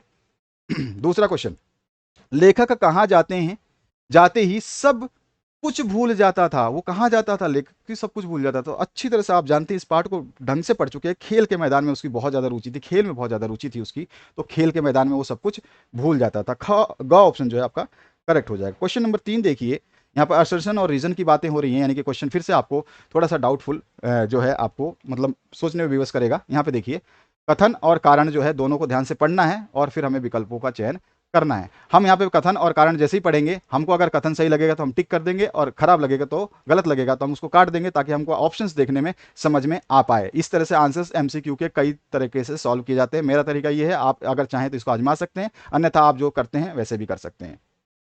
पहला कथन जो आप देख रहे हैं यहाँ पर दिया गया है, टाइम टेबल बना लेना एक बात है और लेकिन उस पर अमल करना दूसरी बात। बिल्कुल कथन सही है, इस पैसेज से मैं सेटिस्फाई हूँ, इस लाइन से सेटिस्फाई हूँ। कारण दिया है, बच्चे खेल के आगे सब भूल जाते हैं, बिल्कुल इससे भी सेटिस्फाई हूँ, यानी कि दोनों ही आंसर सही हैं। तो मैं यहाँ सबसे पहले देखता हूँ, कथन जो है मेरा सही है, इसका कारण भी सही है। अगर इस हिसाब से कथन और कारण दोनों सही है, और कारण कथन जो है, कथन का कारण जो है बिल्कुल सही व्याख्या करता है, तो इसका मतलब कथन ए तथा कथन कारण आर जो है दोनों सही हैं, और कारण आर जो है, ये कारण जो है कथन ए जो हमको दिया गया है उसकी सही व्याख्या करता है। यही हमारा घ ऑप्शन जो है इसका करेक्ट हो जाएगा। नेक्स्ट क्वेश्चन की तरफ मूव करते हैं और बढ़ते हैं हम क्वेश्चन नंबर 4 पे। क्वेश्चन नंबर 4 देखिए, लेखक बड़े भाई के डर से क्या कार्य करता था। तो बड़े भाई के डर से वो क्या करता था, तो देखो, अगर आपने ध्यान से इस पैराग्राफ को, इस पैसेज को या फिर इस चैप्टर को पढ़ा है स्कूल में, आपने अच्छे तरीके से समझा है, तो आपको सारी स्टोरी आपके सामने एक फिल्म की तरह दिखाई दे रही होगी। उनके साय से दूर भागता था, बिल्कुल सही है। उनकी आंखों से दूर रहने की चेष्टा करता था, बिल्कुल सही है।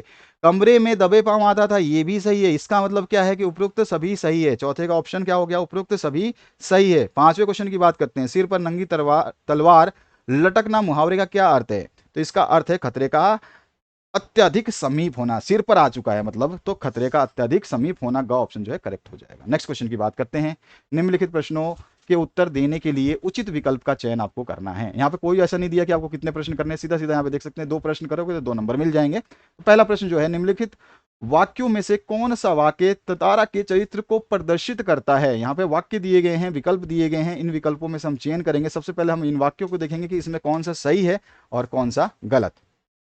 यहाँ पे पहला दिया गया, तारा एक सुंदर और शक्तिशाली युवक था, बिल्कुल सही बात है। अच्छा, तारा एक नेक और मददगार व्यक्ति था, यह भी सही बात है। वह अपने गांव की ही नहीं बल्कि समूचे द्वीपवासियों की मदद करता था, यह भी सही बात है। वह अद्भुत दैत्य शक्ति का स्वामी था, यह गलत बात है। तो हमारे पास 3 कथन बिल्कुल सही आ रहे हैं, चौथा यहाँ पे गलत हो गया। विकल्प देखते हैं हमारे तीनों ऑप्शन किस में आ रहे हैं, तो पहले में नहीं है, दूसरे में नहीं है, तीसरे में, चौथे में हमारे तीनों ऑप्शन सही आ रहे हैं। तो घ ऑप्शन जो इसका 10वें का आंसर हमारा करेक्ट हो जाएगा। First, second and third are right and fourth is wrong. Second question की तरफ मूव करते हैं। यहाँ पे देखते हैं, डायरी का पन्ना में जुलूस और ध्वजारोहण को रोकने के लिए पुलिस ने क्या किया। सभी को अच्छी तरह से पता है कि उसने क्या किया। उसने सीधा सीधा जो है गोरखे और सार्जेंट तैनात कर दिए थे। तो यहाँ पर जो है ख ऑप्शन जो है करेक्ट हो जाएगा। नेक्स्ट क्वेश्चन की बात करते हैं। तो यहाँ पर हमारा जो है खंड ब स्टार्ट होता है, यानी कि अब लघु उत्तरीय प्रश्न। अब हमने देख लिया एमसीक्यू, बहुत सारे एमसीक्यू हमने करे, एक वीडियो पहले डाला था, उसको देखा होगा तो आपकी जो है आत्मविश्वास आपका हर वीडियो के साथ बढ़ता जाएगा। ऐसा लगेगा कि आप जो है एग्जाम ऐसे पास कर जाओगे जैसे कि कुछ था ही नहीं है एग्जाम। अगर आप पर्टिकुलरली पढ़ रहे हैं, रोजीना पढ़ रहे हैं, सुबह शाम हमारी वीडियोस आती रहेंगी आपके लिए, उनको देखते रहना। समय बहुत कम है और वीडियोस बहुत ज़्यादा हैं, तो इनको अगर आप पढ़ते हैं तो आपको कोई भी टेंशन लेने की आवश्यकता नहीं, कोई मास्टरमाइंड, कोई एक्सीलेंट कुछ लेने की आवश्यकता नहीं है। यहाँ पे जो प्रश्न है, यहाँ से सीबीएसई बोर्ड देता है, क्योंकि ये जानते हैं यहाँ पे ये प्रश्न कहाँ के हैं और कैसे हैं। 11 प्रश्न की बात करते हैं, वर्णनात्मक प्रश्न, जिसको हमें लिख करके उत्तर देने होंगे। यहाँ पे सीधा सीधा बोला है कि आप जो है यहाँ पर क्या है, देखो 2 प्रश्नों के उत्तर जो है 60 शब्दों में देने हैं, किन्हीं भी 2, यानी कि यहाँ पर 3 ऑप्शंस दिए गए हैं, 3 में से आपको 2 के करने हैं। चलो सबसे पहले मैं पहले क्वेश्चन की बात करता हूँ। कारतूस एकांकी के आधार पर स्पष्ट कीजिए कि शहादत अली जैसे लोगों ने सदैव देश का अहित किया है। तो शहादत अली एक भोग विलासी व्यक्ति था। उसने अपने ऐशो आराम के लिए अपने भाई आसिफुद्दौला और भतीजे वजीर अली के साथ विश्वासघात किया और विदेशी अंग्रेजों का साथ दिया। उसने क्या करा, अपने भाइयों का साथ ना देके अंग्रेजों का साथ दिया। अपने स्वार्थ के लिए उसने अंग्रेजों को आधी जायदाद और 10 लाख रुपए भी दिए। ऐसे स्वार्थी लोग देश को खाते हैं या बेच खा सकते हैं। आप अपनी मर्जी से शब्दों को पिरो सकते हैं, जरूरी नहीं कि मैंने जो लिख दिया वही आप छापे। आपको अपने सेंस भी आपको यूज करनी है। सीबीएसई सबसे ज्यादा बच्चे की मानसिकता पे डिपेंड होता है। आगे बढ़ेंगे तो आपको पता चलेगा कि सब कुछ आपके वाक्य में पूछेगा। अब देखिए, बेच खाते हैं, वे ना अपनी कौम के होते हैं और ना अपने देश के, न तो अपने परिवार के होते हैं ना अपने देश के। इसलिए हम कह सकते हैं कि शहादत अली जैसे लोग ने सदैव देश का अहित ही किया है। यह हो गया हमारा आंसर। ठीक है, सिंपलेस्ट आंसर, सबसे आसान आंसर। मैं आपकी जगह रह करके सोचता हूं कि कैसा आंसर होगा जो आसानी से याद होगा, उस तरह के आंसर्स हम देने की कोशिश करते हैं। आदर्श एवं व्यावहारिकता में अंतर है। शुद्ध आदर्श और व्यावहारिकता की तुलना लेखक ने सोने और तांबे से क्यों की है। यहां पे उन्होंने बोला है कि आपका जो आदर्श है वो क्या है, सोना है, और व्यावहारिकता क्या है, जो है तांबा है। तो इसको हमें यहां समझाना है। तो आदर्श और व्यावहारिकता में बहुत अंतर है। आदर्श का अर्थ है बहुत शाश्वत जीवन मूल्यों का आचरण करना, ठीक है, और व्यावहारिकता का मतलब है उचित अनुचित की चिंता करते हुए आचरण करना। मतलब मैं कुछ कर रहा हूं, सही कर रहा हूं, गलत कर रहा हूं, वो व्यवहार में मेरा दृढ़ता है, ठीक है ना, उसमें मैं मेरे मूल्य और मेरी सच्चाई नहीं है, उसमें बस मैं दिखावा कर रहा हूं, ठीक है ना। व्यवहारिकता में चिंता रहती है हमारे को उचित अनुचित की। आदर्श में स्वार्थ की मिलावट नहीं होती। जो आदर्श होता है इसमें स्वार्थ नहीं होता। जो भी हमारे आदर्श होते हैं वो बिल्कुल निष्पक्ष होते हैं, किसी के साथ नहीं होते हैं, बिल्कुल साफ होते हैं, ठीक है, इसमें मिलावट नहीं होती। जबकि व्यावहारिकता जो होती है, जो हमारा व्यवहार होता है, उसमें स्वार्थ मिलावट देखी जाती है। हमारा व्यवहार हर व्यक्ति के साथ जो है अलग अलग होता है, तो उसमें मिलावट इसकी होती है। आप समझ चुके होंगे। तो शुद्ध आदर्श सोने की तरह, यानी कि मतलब शुद्ध आदर्श क्या हो गया, सोने की तरह मूल्यवान है और मिलावट रहित होता है। जबकि व्यवहारिकता जो है तांबे की तरह सस्ती और मिलावटी युक्त होती है, यानी कि मिलावट होती है, मिश्र जो है वस्तु होती है, क्या, व्यवहारिकता। इसलिए लेखक ने शुद्ध आदर्श की तुलना सोने से और व्यावहारिकता की तुलना तांबे से की है। समझ में आ गया आपको। नेक्स्ट क्वेश्चन, थर्ड, व्यथा आदमी को पराजित नहीं करती, उसे आगे बढ़ने का संदेश देती है। तीसरी कथन में शिल्पकार शैलेंद्र पाठ के आधार पर जो है कथन का मूल्यांकन करते हुए अपने विचार, आगे आपके विचार, अब ऐसे ही आपके विचार पूछते जाएंगे। चलिए, यथा में देखिए यहां पर क्या बोला है, व्यथा आदमी को पराजित नहीं करती, उसे आगे बढ़ने का संदेश देती। तो यहाँ पे क्या बोला गया है, व्यथा हमें पराजित नहीं करती बल्कि हमारे लिए एक मार्गदर्शक बन जाती है। दुखी व्यक्ति परेशानियों से जूझते हुए उनसे निकलने का प्रयास अवश्य करता है। यदि असफलता ना हो तो सफलता का भी कोई मूल्य नहीं। आप जानते हैं कि अगर आपको गम नहीं पता है तो खुशी भी नहीं पता चलेगी। गम ही नहीं, जब जिस चीज़ का अपोजिट नहीं है तो उसका सार्थक आप नहीं निकाल सकते कि एक्चुअली वो चीज़ है क्या। मीठा अगर नहीं होता तो आपको खट्टे का या तीखे का पता नहीं चलता। तो यही चीज़ इसमें बताई गई है कि यहाँ पर सीधा सीधा कि दुखी व्यक्ति परेशानियों से जूझते हुए उनसे निकलने का प्रयास अवश्य करता है। यदि सफलता ना हो तो जो असफलता ना हो, यानी आप असफल नहीं होंगे, कभी फेल ही नहीं हो, तो आपको सफलता का भी मूल्य पता नहीं चलेगा। या किसी को आपने असफल होते हुए नहीं देखा है तो आपको भी सफलता का मूल्य पता नहीं चलेगा। यहां पर बोला गया है, व्यथा व्यक्ति को संघर्ष करते हुए लड़ना सिखाती है, संघर्ष करना सिखाती है, मेहनत करना सिखाती है। वास्तविक सुख वही होता है जो हम परेशानियों को झेल करके प्राप्त करते हैं। जैसे नकल करके उत्तीर्ण होने में वह खुशी कभी नहीं मिलेगी जो परिश्रम करके अच्छे अंक लेकर उत्तीर्ण होने में है।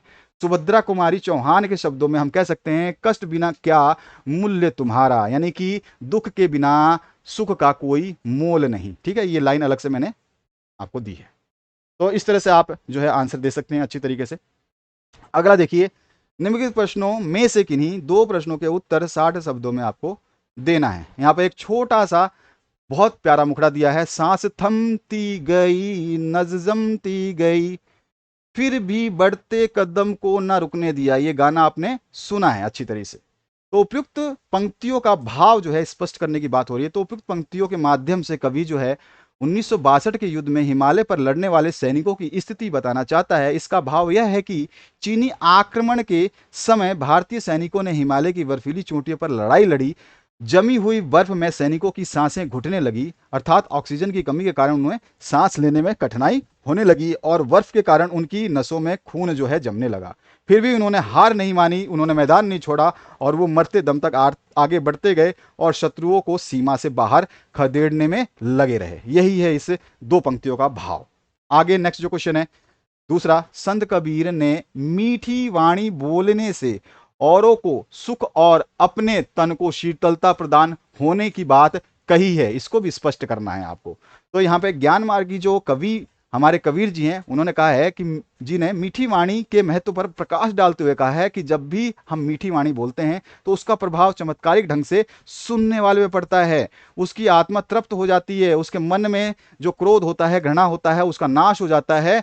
इसका सुखद परिणाम जो है हमारे शरीर पे भी पड़ता है। ऐसा नहीं कि हम मीठी वाणी बोल रहे हैं तो हमारे ऊपर इसका इफेक्ट, हमारे को बहुत इसका फायदा होता है। कठोर और कटु वाणी हमें जो है क्रोध और उत्तेजना जो है वो हमें हमारे वाणी में क्रोध और उत्तेजना पैदा करती है। उसकी वजह से हमारी क्रोध और उत्तेजना आती है। और मीठी वाणी बोलकर हमारा जो अंतःकरण, हमारा मन जो है वो भी शीतल और प्रसन्न हो जाता है। इसलिए हमें सदा जो है मधुर वाणी का इस्तेमाल करना चाहिए।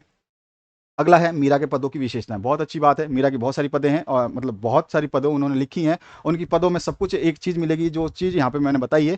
मीरा का प्रत्येक पद श्री कृष्ण भक्ति की भावना से ओतप्रोत है। इसमें भक्ति और श्रृंगार रसों का अद्भुत संयोग है। ये सारी विशेषताएं हैं। इसमें मीरा की विरह वेदना, दैन्य भाव और माधुर्य भाव सभी मर्म को छू लेते हैं। और पदों की भाषा जो है सरल है, सरस है, सुकोमल है, प्रवाहपूर्ण है। मीरा के पदों में ब्रज भाषा में राजस्थानी, गुजराती और पंजाबी भाषाओं का मिश्रण है। उन्होंने क्या करा है, ब्रज भाषा में राजस्थानी प्लस गुजराती और पंजाबी का मिश्रण देखने को मिलता है। पदों में गीता और संगीतात्मकता, लय है और तथा उन्हें विभिन्न रागों में गाया जा सकता है। लय है तो गा ही सकते हैं और इसमें अलंकारों का स्वाभाविक प्रयोग भी किया गया है। तो ये सारी विशेषताएं हैं। ऐसा नहीं कि आप 5-6 विशेषताएं लिखो, मैंने जितनी लिखी हैं आप इसमें से अगर एक भी आपसे याद नहीं होता, 2 याद नहीं होता तो कोई इशू नहीं है, आप 1-2 कम भी लिख सकते हैं। इसके बाद जो नेक्स्ट क्वेश्चन है उसकी बात करते हैं। मैं यहाँ पे जो आंसर दे रहा हूं, जितना मैं लिख रहा हूं उससे ज्यादा बिल्कुल भी लिखने की आवश्यकता नहीं है। यहाँ पर जो है निम्नलिखित में से किन्हीं 2 प्रश्नों के उत्तर आपको देने हैं। तो पहला जो है, हरिहर काका कहानी अंध भक्ति और ठाकुरबाड़ी के चरित्र को उजागर करती है। उदाहरण के साथ स्पष्ट करना है। तो लोग ठाकुरबाड़ी के प्रति मान्यता रखते थे कि उनकी कृपा से ही लोगों को पुत्र की प्राप्ति होगी, मुकदमों में जीत होगी, अच्छी सफलता होगी, लड़की की शादी अच्छे घर में होगी, लड़कों को नौकरी मिलेगी आदि, ये सारी की सारी मान्यता रखते थे। अंधविश्वासों से लोग भरे हुए थे। उनका मानना था कि ठाकुर बाड़ी में प्रवेश करते ही उनके सारे पाप जो है धुल जाएंगे और पवित्र हो जाएंगे। जबकि सत्य यह था कि ठाकुर बाड़ी के संत जो है, साधु संत, कोई काम धाम नहीं करते थे। दोनों समय जो हलवा पूरी खींचते रहते थे, मिल रहा भाई फ्री में, और दिन भर जो है बातें करते थे और आराम से पड़े रहते थे। तो ये हमने जो सच्चाई अपने 100 उदाहरण जो बता दिए कि वो क्या क्या करते थे, क्या क्यों उजागर करती है, 100 उदाहरण हमने बता दिया। ठीक है। दूसरा जो प्रश्न है, सपनों के से दिन कहानी के आधार पर लिखिए कि स्काउट परेड करते समय लेखक स्वयं को फौजी जवान क्यों समझता था। तो आपको लिखना क्या है कि जब परेड करता था तो लेखक फौजी जवान क्यों महसूस करता था। तो परेड करना बच्चों को बहुत अच्छा लगता था या लगता है। मास्टर प्रीतम चंद लेखक जैसे स्काउटों को परेड करवाते थे, तो इन बच्चों को बहुत अच्छा लगता था।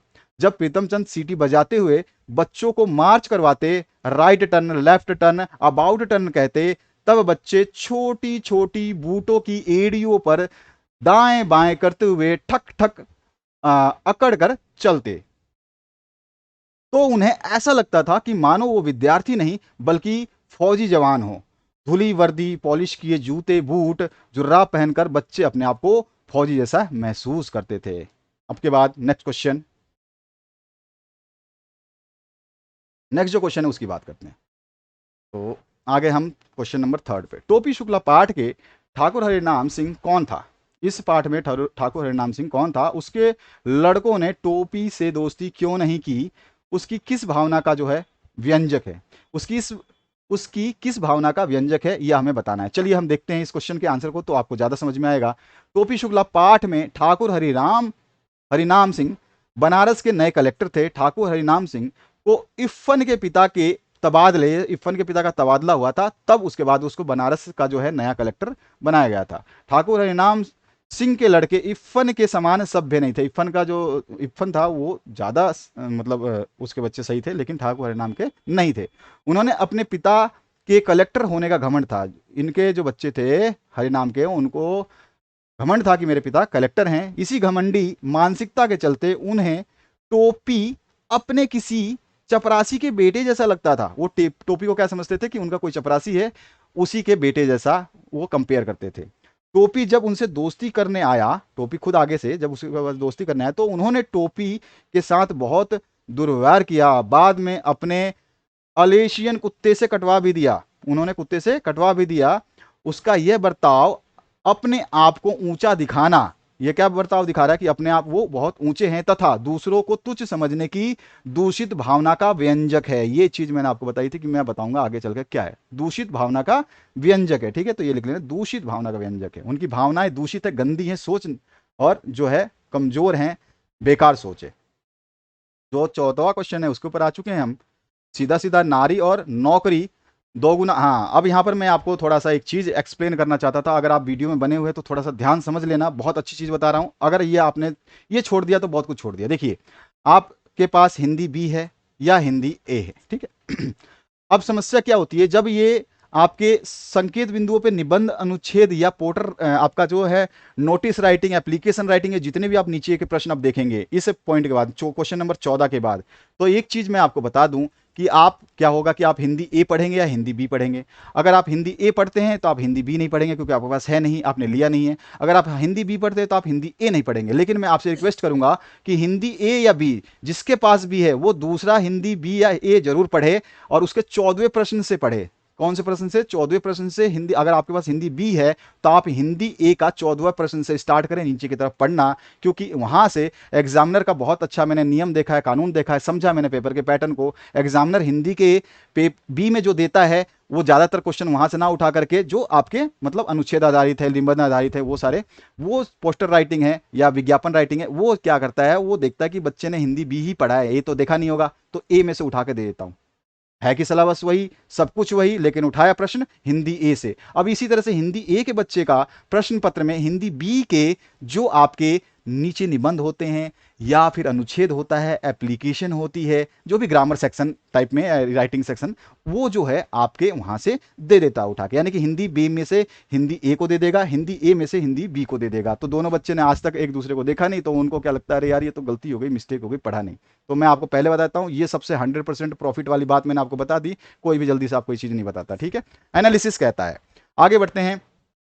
इस जो अनुच्छेद है, ये छोटा सा अनुच्छेद होता है, बहुत ही सिंपलेस्ट और बिल्कुल सार्थक शब्दों में लिखना होता है। इसमें कोई भी एक्स्ट्रा कहते हैं ना, भाषणबाजी नहीं चलती है, ठीक है। एक्स्ट्रा वर्ड नहीं लिखना, आपको सीधे सीधे वाक्य, हर वाक्य का जो है एक एक वर्ड का जो है मीनिंग सही निकलना चाहिए। तो नारी और नौकरी में दो गुना कार्य घर और बाहर में संतुलन बिठाती है और व्यक्तित्व निर्माण में सहायक कार्य, ये तीनों को हमें इस अनुच्छेद लिखेंगे छोटा सा, जो कि आपका ज़्यादा ज़्यादा 100 शब्दों का रहेगा। इसके अंदर हम तीनों को इंक्लूड कर देंगे, अलग से कोई हेडलाइन डाल के आपको नहीं लिखनी है। तो नारी और नौकरी के बारे में हम देखते हैं। आज के वैज्ञानिक युग में नारी पुरुषों के साथ कंधों से कंधा मिलाकर आगे बढ़ रही है। शिक्षा, पत्रकारिता, चिकित्सा, कानून, व्यापार, हस्तकला और यहाँ तक कि पुलिस और सेना में भी महिलाओं को अपना कार्य मुस्तैदी से करते हुए देखा जा सकता है। पुरुषों का वर्चस्व तोड़कर कामयाबी हासिल करने वाली महिलाओं को आज भी परिवार से वह सहयोग नहीं मिल रहा है जो उसे मिलना चाहिए। अपनी पेशेवर जिम्मेवारियों और घरेलू दायित्वों के बीच तालमेल बिठाती हुई स्त्री हर जगह देखी जा सकती है। कार्यालय की जिम्मेदारियां निभाते हुए अपने घर, परिवार और बच्चों की देखभाल करती हुई नारी दो पाटों में फंसे खूंटे के समान हो गई है, क्योंकि वो घर भी देखती है और बाहर भी। सबकी आवश्यकता पूरी करती हुई वह दोनों में संतुलन स्थापित करती रहती है, और थोड़ी सी भी असफलता अगर उसको होती है तो उसे निंदा का सामना करना पड़ता है। हालांकि जब असफलता आदमी को होगी तो उसको निंदा का सामना इतना नहीं करना पड़ता जितनी औरतों को करनी पड़ती है। कामकाजी नारी की बात होते ही, जैसे हम किसी महिला के बात में बोलते हैं ये काम करती है, तो हमारे सबसे पहले जहन में जो हमारे दिमाग में जाता है कि वह किसी स्कूल या कार्यालय में काम करने वाली औरत की छवि जो है आ जाती है, कि या कहीं किसी स्कूल में होगी या फिर कहीं छोटे मोटे कार्यालय में होगी। इसके कौशल, इसकी व्यक्तिगत पहचान को सम्मान नहीं दिया जाता, किंतु इनके कौशल का लोहा भी मानते हैं। भले ही सम्मान ना देते हो, लेकिन उनके जज्बे को सलाम तो दिल ही दिल सब लोग करते हैं। कामकाजी नारी पूर्ण सजगता से घर को चलाने के साथ साथ कार्यालय को चलाने की ईमानदार कोशिश करती है। आर्थिक दृष्टि से आत्मनिर्भर हो करके इनका व्यक्तित्व निखर जाता है। हमने सब कुछ इसमें इंक्लूड कर दिया, दुगना कार्य, घर बाहर में संतुलन और व्यक्तित्व निर्माण में सहायक, ठीक है। ये सारी चीजें इसमें इंक्लूड कर दी। बस इतना ही लिखना होता है, सिंपल लिखना है, अच्छा लिखना है। ग्लोबल वार्मिंग की बात करते हैं। इसके ऊपर आता है, बहुत स्टैंडर्ड पैसेज है ये, अनुच्छेद है। यहाँ पे क्या है, धरती का तापमान, ठीक है, बदलता मौसम, समस्या के कारण समाधान, ये सारी चीजें इंक्लूड कर देंगे इसी पैराग्राफ में, छोटे से में। तो ग्लोबल वार्मिंग का अर्थ है पृथ्वी के तापमान में वृद्धि, ठीक है। वायुमंडल में कार्बन डाइऑक्साइड की मात्रा बढ़ने से ग्लोबल वार्मिंग का जो खतरा बना हुआ है। ओजोन परत के क्षरण से भी पृथ्वी का पर तापमान जो है बढ़ने का खतरा है। ओजोन परत हमारी धरती के लिए एक सुरक्षा कवच का काम करती है। सभी ने पढ़ा है, 8वीं 7वीं क्लास से ये पढ़ना शुरू कर देते हो। इसके ऊपर तो आपको आंख बंद करके लिखना चाहिए।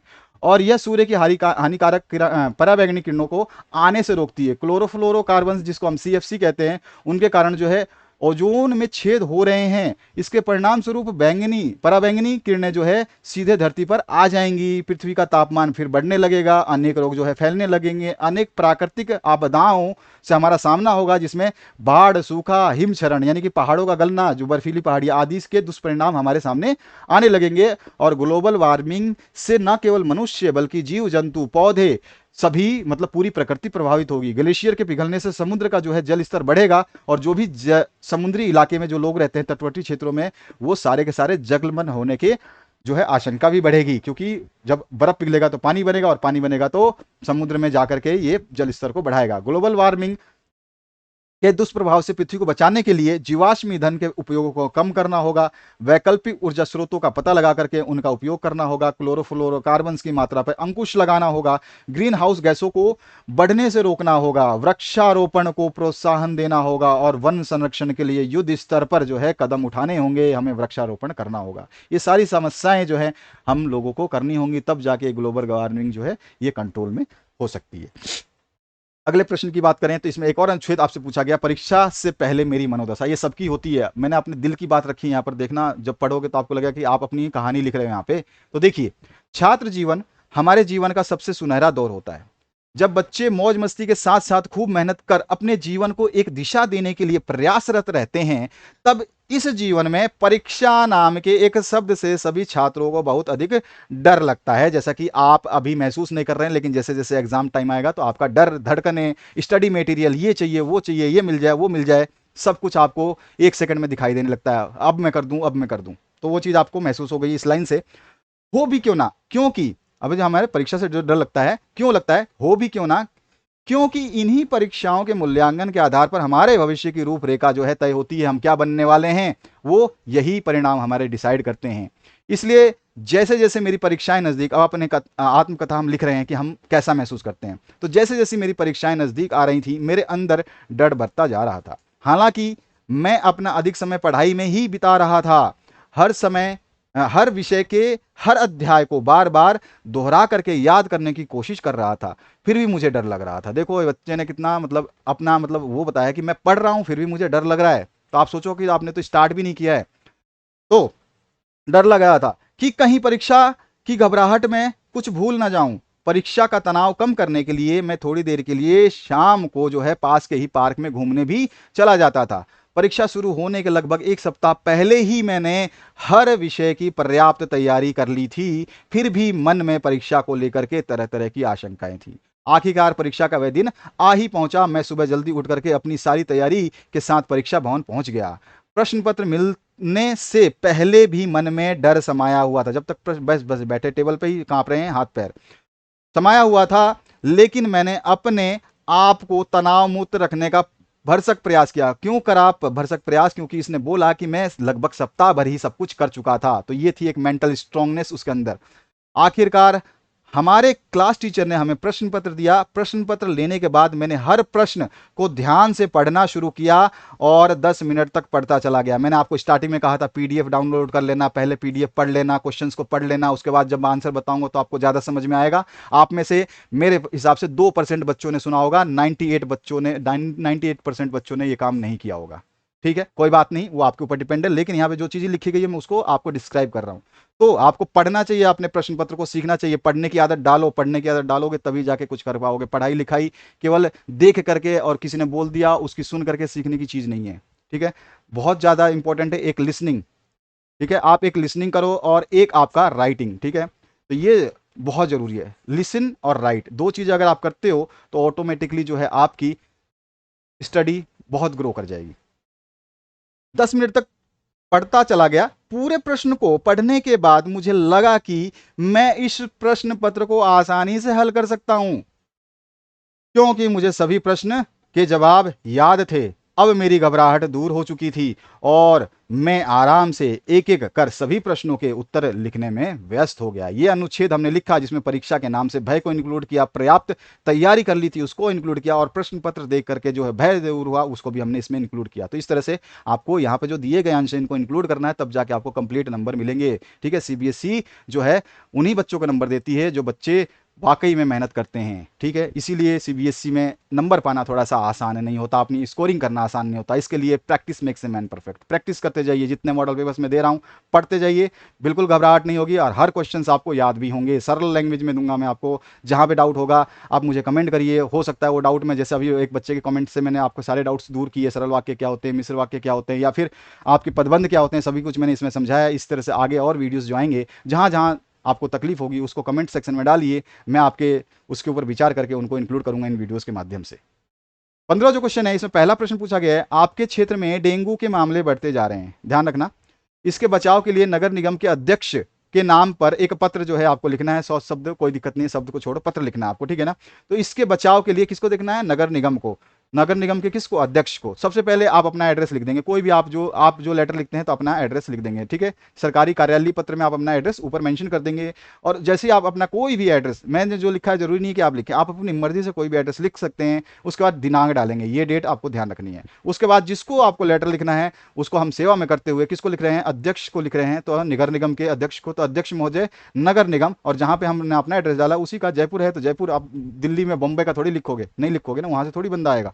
तो आप जहां पे भी है वहां का आप सेम करेंगे। फिर विषय आप जरूर लिखेंगे कि आप जो ये पत्र लिख रहे हैं ये किसके लिए है, क्योंकि विषय ही मेन है, विषय देख करके ही आगे पत्र पढ़ा जाएगा, नहीं तो आपने क्या लिखा है उस भाषण को कौन पढ़ेगा। सबसे पहले विषय इंपॉर्टेंट होता है, तो विषय आप मेंशन करेंगे और महोदय लिखते हुए अपनी सारी जानकारी जो प्रस्तुत कर देंगे कि यहाँ पर जो लिखा गया, तो आप बढ़ते जा रहे थे मामले, तो उनके लिए जो है आवश्यक कदम उठाइए। तो यहाँ पे हम मैं जयपुर के मुरलीपुरा क्षेत्र का निवासी विजय राज, आप अपना नाम यूज कर सकते हैं। जब प्रश्न पत्र में कुछ भी ना दिया हो तो आप अपने आप को समझ लीजिए कि आप जो है मालिक हैं, आप कुछ भी लिख सकते हैं, लेकिन संदेश आपका स्पष्ट होना चाहिए। तो मैं जयपुर के मालपुरा क्षेत्र का निवासी विजय राज आपसे अनुरोध करना चाहता हूं कि हमारे शहर में डेंगू का प्रकोप दिन प्रतिदिन जो है बढ़ता जा रहा है।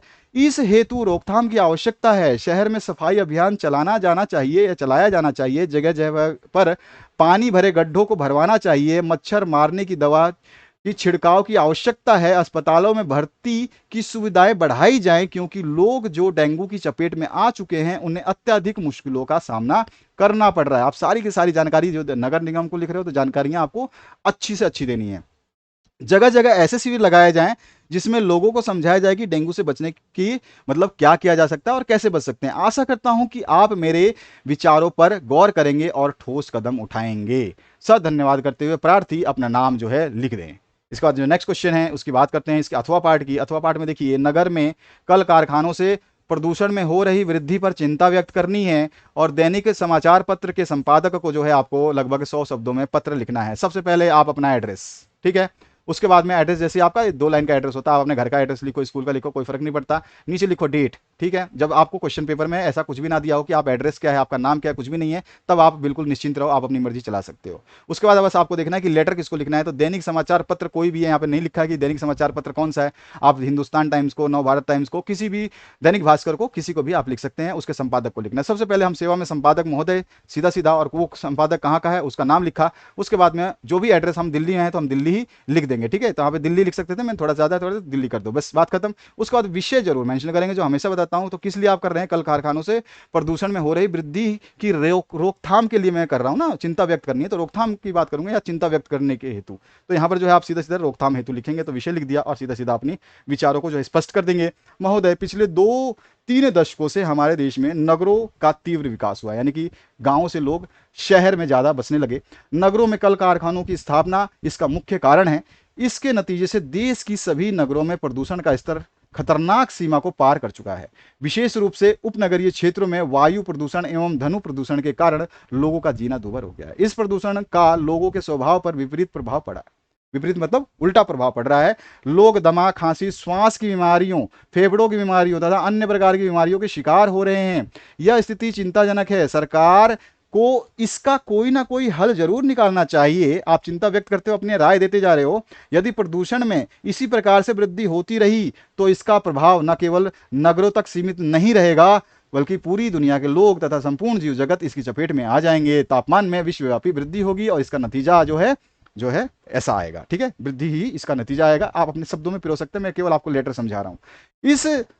अतः इस समस्या पर तुरंत ध्यान देना चाहिए और कल कारखानों को शहर से दूर विशेष औद्योगिक क्षेत्र में लगाना चाहिए तथा आधुनिक तकनीकों का प्रयोग करते हुए इसे प्रदूषण मुक्त बनाना चाहिए। मतलब ये बोल रहे हैं, जो धुआं छोड़ते हैं उसको ट्रीट करने के बाद भेजें। आजकल एडवांस टेक्नोलॉजी हो चुकी है कि आप जो भी मोनोऑक्साइड या कोई भी सल्फर ऑक्साइड वगैरह छोड़ रहे हो आप कंपनी से बाहर, तो उनको आप ट्रीट कर सकते हैं। ऐसा मतलब इक्विपमेंट बन चुका है, लेकिन लोग बाग महंगे होने की वजह से या फिर कॉस्टली होने की वजह से या विदेशों से मंगाने की वजह से नहीं ले रहे हैं। ये सब आप चिंता इसमें व्यक्त कर सकते हैं, अपनी मर्जी है, मैंने आपको समझा दिया। अब फिर इसको आपको खत्म कर सकते हैं। अगला जो प्रश्न है 16वां नंबर, इसमें है निम्नलिखित किसी एक विषय पर जो है 80 शब्दों में सूचना लिखनी है। सूचना है, आपको नोटिस तैयार करनी है। आपके विद्यालय में निःशुल्क दंत चिकित्सा शिविर का आयोजन किया जा रहा है। सूचना पट पर विद्यालय के सचिव की ओर से लगभग 80 शब्दों में सूचना आपको देनी है। तो आपको बना दिया है सचिव, ठीक है। तो आप जो है कोई भी अपना नाम लिखें, विद्यालय जो आपका है जहां पर है वो विद्यालय का एड्रेस लिख दें जहां पर भी है, और यहां पर लिखें फिर सूचना। जैसे जैसे मैंने बोल्ड जो लिखा है वो बोल्ड करना है, और जो आपको लिखना है केवल दिनांक जो है आपका नॉर्मल रहेगा, और बाकी जो लेटर लिखेंगे वो नॉर्मल रहेगा। बाकी जो आप मेन चीज लिखेंगे ये सारे बोल्ड करेंगे। बोल्ड मतलब आप थोड़ा सा जो भी पेन यूज करते हैं, आप ब्लैक और ब्लू दोनों पेन यूज कर सकते हैं। आपको बता दूं, कई बच्चों को कंफ्यूजन रहता है कि हम ब्लैक पेन यूज नहीं कर सकते, तो not an issue. Black pen आप हेडिंग्स के लिए, और ब्लू पेन जो है आप केवल राइटिंग के लिए यूज कर सकते हैं। Black pen only for headings, जैसे कि यहाँ पर हेडिंग्स आप देख रहे हैं, ये हेडिंग है, ये भी आपका हेडिंग है, और ये भी आपका हेडिंग है और यहाँ पर एक और हेडिंग आपको दिख रही है, ठीक है। बाकी ब्लू पेन से आप जो है नॉर्मल काम करेंगे, ठीक है। सबसे ज्यादा ब्लू पेन ही चलेगा, ब्लैक पेन केवल हेडिंग्स के लिए, जहां जहां आपको लगता है हेडिंग डालनी है वहां वहां आप डाल सकते हैं। कोई यहाँ पे वर्ड आपको हाईलाइट करना है उसको भी आप ब्लैक पेन से लिख सकते हैं। ये सबसे धांसू एक तरीका होता है जब आप टॉपर की लिस्ट में जाना चाहते हैं, तो अपने आप को ऐसा दिखाइए एग्जामिनर का आपके क्वेश्चन को ना पढ़े, केवल एक शब्द को पढ़ते ही समझ जाए कि हाँ इस बच्चे ने कुछ ना कुछ अच्छा किया होगा। तो यहाँ पर सूचना जैसे ही आप लिखेंगे दंत चिकित्सा शिविर आयोजन, ठीक है ना, इसी की बात हम कर रहे हैं। तो यहाँ पर दिनांक डाल देंगे जो भी आपको डालना है। आप सभी को सूचित किया जाता है कि फोर्टिस अस्पताल के सौजन्य से हमारे विद्यालय में दिनांक 15 अप्रैल, जो भी आप सन डालना चाहें डाल सकते हैं, प्रातः 9 बजे से साय 5 बजे तक दंत चिकित्सा शिविर का आयोजन किया जा रहा है। शिविर में चिकित्सकों द्वारा छात्रों, शिक्षकों तथा अभिभावकों के दांतों की जांच और चिकित्सा की जाएगी। साथ ही चिकित्सकों द्वारा दांतों की सुरक्षा और देखभाल संबंधी आवश्यक जानकारी दी जाएगी। अतः आप सभी से अनुरोध है कि आप अपने अभिभावकों एवं परिजनों के साथ आकर के इस कार्यक्रम को जो है सफल बनाएं और निःशुल्क दंत परीक्षण का लाभ उठाएं। इसके बाद बस आपको पता ही है कि आपको क्या बोला है इसने, कि आप सचिव हैं, ठीक है ना, विद्यालय के सचिव की ओर से आप सचिव बना दिया आपको, तो आप सचिव बन जाइए उस दिन। हस्ताक्षर लिखें, अपना नाम लिखें जो भी आपका नाम है, और सचिव ले दें, मेंशन कर दें। मेंशन हर चीज करें जो भी आपको एग्जामिनर पूछता है, कुछ ना छोड़ें। अथवा में है आपको विद्यालय के बाहर खड़े खोमचे वालों से कोई छात्र कुछ ना खरीदे, इसके ऊपर जो है हिदायत देते हुए प्रधानाचार्य, अब आपको प्रधानाचार्य बता दिया है, प्रधानाचार्य की ओर से सूचना जो है 80 शब्दों में लिखनी है। सबसे पहले अपना विद्यालय का नाम और कोई विद्यालय का कोई एड्रेस अगर आप लिखना चाहते हैं तो यहाँ पर एड्रेस लिख दिया। सपोज करिए मैंने दिल्ली लिख दिया, आदर्श विद्यालय दिल्ली, ठीक है। तो ये हो गया आपका, और फिर सूचना, उसके बाद डेट, फिर हमारा जो सूचना है उसको स्टार्ट करें। छात्रों के स्वास्थ्य और सुरक्षा हेतु आवश्यक निर्देश, ये हमारा मेन हेडिंग, ठीक है। विद्यालय के सभी छात्रों के स्वास्थ्य और सुरक्षा को ध्यान में रखते हुए सभी छात्रों को सख्त निर्देश दिए जाते हैं कि छुट्टी होने पर विद्यालय के बाहर खड़े खोमचे वालों से कुछ भी न खरीदें, बाहर बिना रुके सीधे घर जाएं। इन खोमचों वालों द्वारा बेची जाने वाली खाद्य वस्तुएं अत्यंत निम्न स्तर की होती हैं। इन्हें बनाने के लिए घटिया तेल और निम्न गुणवत्ता वाली चीजों का इस्तेमाल किया जाता है। स्वास्थ्य की दृष्टि से ये चीजें बहुत हानिकारक हैं। साथ ही इन खोमचे वालों से आपकी सुरक्षा को भी खतरा पैदा हो सकता है। यदि कोई छात्र विद्यालय के बाहर खड़ा हुआ या नियमों का उल्लंघन करता हुआ पाया गया तो उसके खिलाफ सख्त कदम उठाए जाएंगे। ये नोटिस आपको बनाना था, बना दिया। फिर आप नाम लिखेंगे और प्रिंसिपल साबित कर देंगे। प्रधानाचार्य अपने आप को लिख सकते हैं, अपना नाम लिखिए प्रधानाचार्य, ठीक है। अगला प्रश्न, अंतिम प्रश्न के पड़ाव पे हम पहुंच चुके हैं।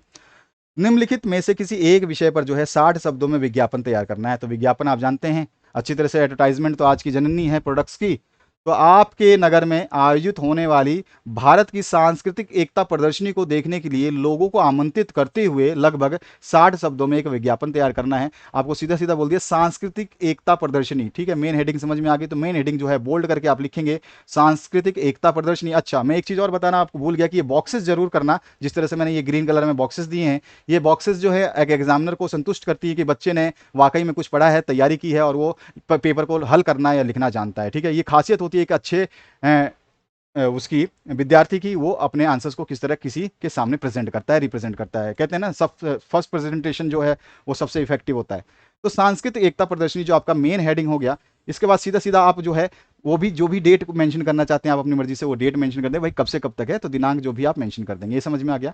यहाँ पर फिर आप वो दिशा निर्देश लिखेंगे जिसके लिए आप जो है ये प्रदर्शनी को जो है आयोजित करने का विज्ञापन तैयार कर रहे हैं। तो उसमें क्या लिखेंगे, यह देश के विभिन्न राज्यों की विशिष्ट, यहाँ पर देश के विभिन्न राज्यों की विशिष्ट हस्तशिल्प यानी हाथ से बनाई हुई सामग्रियां उपलब्ध हैं तथा भिन्न भिन्न राज्यों के विद्यालय के छात्र छात्राएं विभिन्न सांस्कृतिक कार्यक्रम प्रस्तुत करेंगे।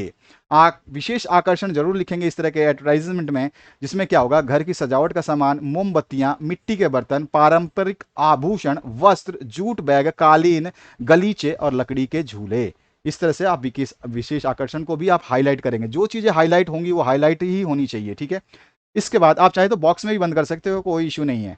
और फिर आप जो है कार्यक्रम स्थल को जरूर मेंशन करेंगे, केवल सूचना लिखने से तो होगा नहीं कि जाना कहाँ पे है। तो आप जो है आप नई दिल्ली, पंजाब, हरियाणा, चाहे बंगाल, बिहार, जो आप मेंशन करना चाहें कर सकते हैं। आप अपने घर का भी एड्रेस लिख सकते हैं, कोई इशू नहीं है। चलिए आगे बढ़ते हैं, अथवा पार्ट को देखते हैं। यहाँ पूछा गया, देश की जनता को मतदान अधिकार के प्रति जागरूक करने के लिए निर्वाचन आयुक्त कार्यालय की ओर से, अब निर्वाचन आयोग में आप पहुंच चुके हैं, आपकी जॉब लग चुकी है, निर्वाचन आयोग के मुख्य कार्यालय की ओर से जो है आपको 60 शब्दों में एक विज्ञापन तैयार करना है। सबसे पहले मतदान अधिकार। ठीक है, तो लोकतंत्र में भागीदारी हर नागरिक की है जिम्मेदारी। हम इस तरह से एक स्लोगन बनाएंगे और इसको करेंगे हाईलाइट। ठीक है, बहुत अच्छी अच्छी चीजें लिखने होती है विज्ञान। आप सोचिए कि आप एक कंपनी के लिए एडवर्टाइजमेंट तैयार करते हैं, जैसे कोला का या फिर किसी भी कंपनी का, पेप्सी का एडवर्टाइजमेंट देखते हैं, इसको तैयार करने वालों की सैलरी बहुत होती है। तो अगर आप इन सब चीज़ों को अभी से गेन करने लग जाएंगे तो आप काफ़ी अच्छा जो है अपने आप को अच्छे स्तर पर पहुंचा सकते हैं। तो लोकतंत्र में भागीदारी हर नागरिक की है जिम्मेदारी। मैं इस तरह से लिखता, अगर है भी लगा दूंगा, इस तरह से भी लिख सकते हैं, मेरा वोट मेरा अधिकार। आप जो है अगर डायग्राम बनाना चाहते हैं तो इस तरह का बना सकते हैं, इजी डायग्राम है, कोई इशू नहीं है, उंगली पे बस एक ब्लैक टीका लगा देना है। ठीक है, और फिर आप जो है 2-3 लाइनें लिख करके जो है इसको खत्म कर देंगे, क्योंकि आपको जो है क्या करना है, केवल एक विज्ञापन देना है। ठीक है ना। तो यहाँ पे पहला जो हम दे रहे हैं इसमें 18 वर्ष या उससे अधिक उम्र के व्यक्ति मतदान कर सकते हैं। पहला नियम आप जानते हैं, अपनी जिम्मेदारी को समझें और मतदान अवश्य करें। ये दूसरा नियम है। ये हमेशा हम बोलते हैं कि आप जरूर वोट डालें, चाहे कुछ भी हो, चाहे किसी को भी डालें। आपका एक वोट आपके देश का भविष्य बदल सकता है। बिल्कुल सही बात है। और बाद में जो है केवल आप दे सकते हैं मुख्य निर्वाचन आयुक्त कार्यालय द्वारा जनहित में जारी, जो भी आपका मुख्य आयुक्त, क्योंकि आपने देखा है कि आपको किसके तरफ से लिखना था, मुख्य निर्वाचन आयुक्त के कार्यालय की तरफ से, तो इसको आप जरूर मेंशन करेंगे नीचे की तरफ। ये हो गया आपका सीधा सीधा। ठीक है, आप चाहें तो अपना हस्ताक्षर वगैरह लिख सकते हैं, लेकिन विज्ञापन में हस्ताक्षर नहीं होता है, तो इसलिए आपको ये सब चीज की जरूरत नहीं है। अंतिम प्रश्न जो है, राष्ट्र का सेवक विषय पर जो है एक लघु कथा आपको लिखनी है, जिसका 100 शब्दों में। मुंशी प्रेमचंद की हमने एक कहानी छोटी सी उठाई है, जिनका लिखा हुआ राष्ट्र सेवक, बहुत अच्छी इनकी कविता है, इसको जरूर पढ़ना। और मैं समझा देता हूँ, इसमें क्या है कि थोड़े दोहे की तरह लिखी गई है, लेकिन आप समझेंगे तो आपको मजा आने वाला है और याद भी हो जाएगा। तो 100 शब्दों में लिखेंगे, 5 नंबर मिलेगा इसको लिखने से। राष्ट्र सेवक, राष्ट्र के सेवक ने कहा, यानी कि कोई राष्ट्र का सेवक था। ठीक है, जैसे आप हो, सपोज करो आप इसकी जगह हो, राष्ट्र का सेवक। ठीक है, आप कह रहे हैं देश की मुक्ति का एक ही उपाय है, यानी देश जो है वो अच्छा हो, बढ़िया हो, उसका एक ही उपाय है कि क्या है, और वह है कि नीचों के साथ भाईचारे का सलूक और पतितों, यानी कि जो भी गरीब है, दलित हैं, के साथ बराबरी का बर्ताव। दुनिया में सभी भाई हैं, कोई नीचा नहीं, कोई ऊंचा नहीं। पहली लाइन समझ में आ गई। एक राष्ट्र सेवक या आप जो भी भाषण दे रहे हैं, तो आप कह रहे हैं कि देश की मुक्ति का एक ही उपाय है, और वह है नीचों के साथ भाईचारे का सलूक और पतितों के साथ में बराबरी का बर्ताव। दुनिया में सभी भाई हैं, कोई नीचा नहीं है, कोई ऊंचा नहीं है। इसके बाद देखिए दूसरी लाइन में, दुनिया ने जय जयकार की, कितनी विशाल दृष्टि है, कितना भावुक हृदय है। इस बंदे के लिए, जो बंदा ये जो बोल रहा है ना, जो भाषण दे रहा है, उसके लिए बोल रहा है। दुनिया क्या बोल रही है, दुनिया ने जय जयकार की इसकी, कि कितना विशाल दृष्टि है इसकी, कितनी अच्छी, मतलब कितना दूर की देखता है, और कितना भावुक हृदय है, कितना मतलब छोटों के, देखो यहाँ पे नीचों के साथ व्यवहार, पतितों के साथ बराबरी, ये सब बोल रहा है बंदा। कोई नीचा नहीं है, कोई ऊंचा नहीं है, तो कितना भावुक हृदय है। उसके बाद उसकी सुंदर लड़की, अब उसकी, इसकी राष्ट्र के सेवक की एक सुंदर लड़की है। अब देखिए, उसकी सुंदर लड़की इंदिरा ने सुना और चिंता के सागर में डूब गई। जब इन्होंने ये लाइनें सुनी जब अपने पिता की, तो उसकी एक लड़की थी सुंदर, उसका नाम था इंदिरा। उसने सुना और वो चिंता के सागर में डूब गई। ठीक है, बहुत आराम से समझा रहा हूं। अब देखिए, राष्ट्र के सेवक ने नीची जात के नौजवान को गले लगाया। अब भाषण दिया है, नीचे उतरे स्टेज से, तो इन्होंने क्या करा, नीची जात के नौजवान को, जो वोट वोट बटोरने होंगे, कुछ भी करना होगा, तो इन्होंने नीची जात के नौजवान को गले लगाया। दुनिया ने कहा यह फरिश्ता है, पैगंबर है, राष्ट्र की नैया का खवैया है, यही पार लगाएगा, यही सब कुछ करेगा। मतलब अपनी बना दी वैल्यू कि हाँ, मैं नीच ऊंच नहीं पकड़ता, नहीं जानता, सबको बराबर मानता हूं। तो राष्ट्र के सेवक ने नीचे जात के नौजवान को गले लगाया, दुनिया से कहा यह फरिश्ता है, मतलब उसको, इसको दुनिया ने कहा, इसको राष्ट्र के सेवक को, कि यह फरिश्ता है, यह पैगंबर है, राष्ट्र की नया का खवैया है, यानी कि नया को पार लगाएगा, राष्ट्र को पार लगाएगा, अच्छा करेगा। इंदिरा ने देखा और उसका चेहरा चमकने लगा। पहले इंदिरा जो है, उसके जो सुंदर सी लड़की इंदिरा थी, उसने जब ये पहली बात सुनी थी तो वो चिंता के सागर में डूब गई थी। लेकिन बाद में जब राष्ट्र के सेवक ने नीच जाति के नौजवान को गले लगाया और दुनिया की ये बातें सुनी कि वो फरिश्ता है, पैगंबर है, राष्ट्र की नैया का वो पार लगाएगा, तो इंदिरा ने देखा और उसका चेहरा चमकने लगा कि वाह, मेरा पिताजी मतलब ऐसे महान हैं, जिनके बारे में ऐसी ऐसी बातें हो रही हैं। राष्ट्र का सेवक नीची जात के नौजवान को मंदिर ले गया। अब उसने जिसको गले लगाया था उसको मंदिर ले गया, देवता के दर्शन करवाए और कहा हमारा देवता गरीबी में है, मतलब उसी को देवता बोल रहा है, जिल्लत में है, पस्ती में है, वो बताता है उसे, किसको, नौजवान को बताता है कि हमारा जो देवता है, ये गरीब लोग ही तो हमारे देवता हैं, जो जिल्लत में है, पस्ती में है, गरीबी में है। ठीक है ना, ये चीजें जो है राष्ट्र का सेवक नीची जात के नौजवान को मंदिर में ले जाकर के बोल रहा है वहां पे। तो दुनिया ने कहा कैसे शुद्ध अंतःकरण का आदमी है, मतलब कितनी आत्मा इसकी शुद्ध है, जिस आदमी की बात कर रहा है, सेवक की बात कर रहे हैं कि ये दुनिया कहती है इसके बारे में कि कैसे शुद्ध अंतःकरण का आदमी है, कैसा ज्ञानी है। बहुत सिंपल सिंपल एक एक लाइन में हमने एक्सप्लेन कर दिया, बस इतना ही लिखना है। बस इंदिरा ने देखा और मुस्कुराई। अब इंदिरा जो है इन सब चीजों से मोहित होती जा रही थी और मुस्कुराई। इंदिरा राष्ट्र के सेवक के पास जाकर बोली, अब ये इंदिरा पहुंची है राष्ट्र के सेवक के पास जो भाषण दे रहा था, और यहां देखिए श्रीदेव पिताजी, अब यहां पे सीधा सीधा पिताजी बोल दिया उसने, अपने राष्ट्र का सेवक उसके पिताजी थे। मैं मोहन से ब्याह करना चाहती हूं। तो राष्ट्र के सेवक ने प्यार की नजरों से अपनी बेटी की ओर देखा होगा, ठीक है, और देखकर पूछा, इसने क्या बोला था कि मैं मोहन से ब्याह करना चाहती हूं। तो राष्ट्र सेवक ने प्यार से नजरों से देखते हुए पूछा, मोहन कौन है? तो भैया आप देखिए, इंदिरा ने उत्सुकता या मतलब उत्साह भरे स्वर में कहा, मोहन वही नौजवान है जिसको आपने गले लगाया, जिसके पास, जिसे आप मंदिर लेकर चले गए, जो सच्चा है, बहादुर है, नेक है। अब राष्ट्र सेवक ने प्रलय की आंखों से उसकी ओर देखा और मुंह फेर लिया। अब समझे आप सच्चाई क्या है राष्ट्र सेवक। इस तरह का आप जो है वाक्यांश लिख सकते हैं। ये राष्ट्र सेवक के नाम से ही जो है मैं अपने, बहुत बड़ी कविता है, बहुत अच्छी कविता है। अगर आपने इसको समझा है तो आपको बहुत चीज सीखने को मिलेंगी। और बहुत ही सिंपल लाइन है, इसको याद एक दो बार पढ़ोगे याद हो जाएगा। बहुत ही सिंपल, एक का डायलॉग है, फिर एक का डायलॉग है, फिर एक का डायलॉग है, बस इस तरह से डायलॉग ही लिखना है आपको। हो गया कंप्लीट। अंतिम जो इसका अथवा पार्ट है, इसकी तरफ देखें तो इसमें पूछा गया है, अपने यात्रा के दौरान एक ऊपरगामी पुल को जर्जर हालत में देख, यानी कि जो कोई ऊपर से जो पुल जाता है, ओवरब्रिज जिसको बोलते हैं, उसकी हालत जर्जर है, उसको देखा आपने अपनी यात्रा के दौरान। वह पुल कभी भी किसी दुर्घटना का कारण बन सकता है। अपने वहां रुक कर अपने मोबाइल से उसका चित्र भी लिया है।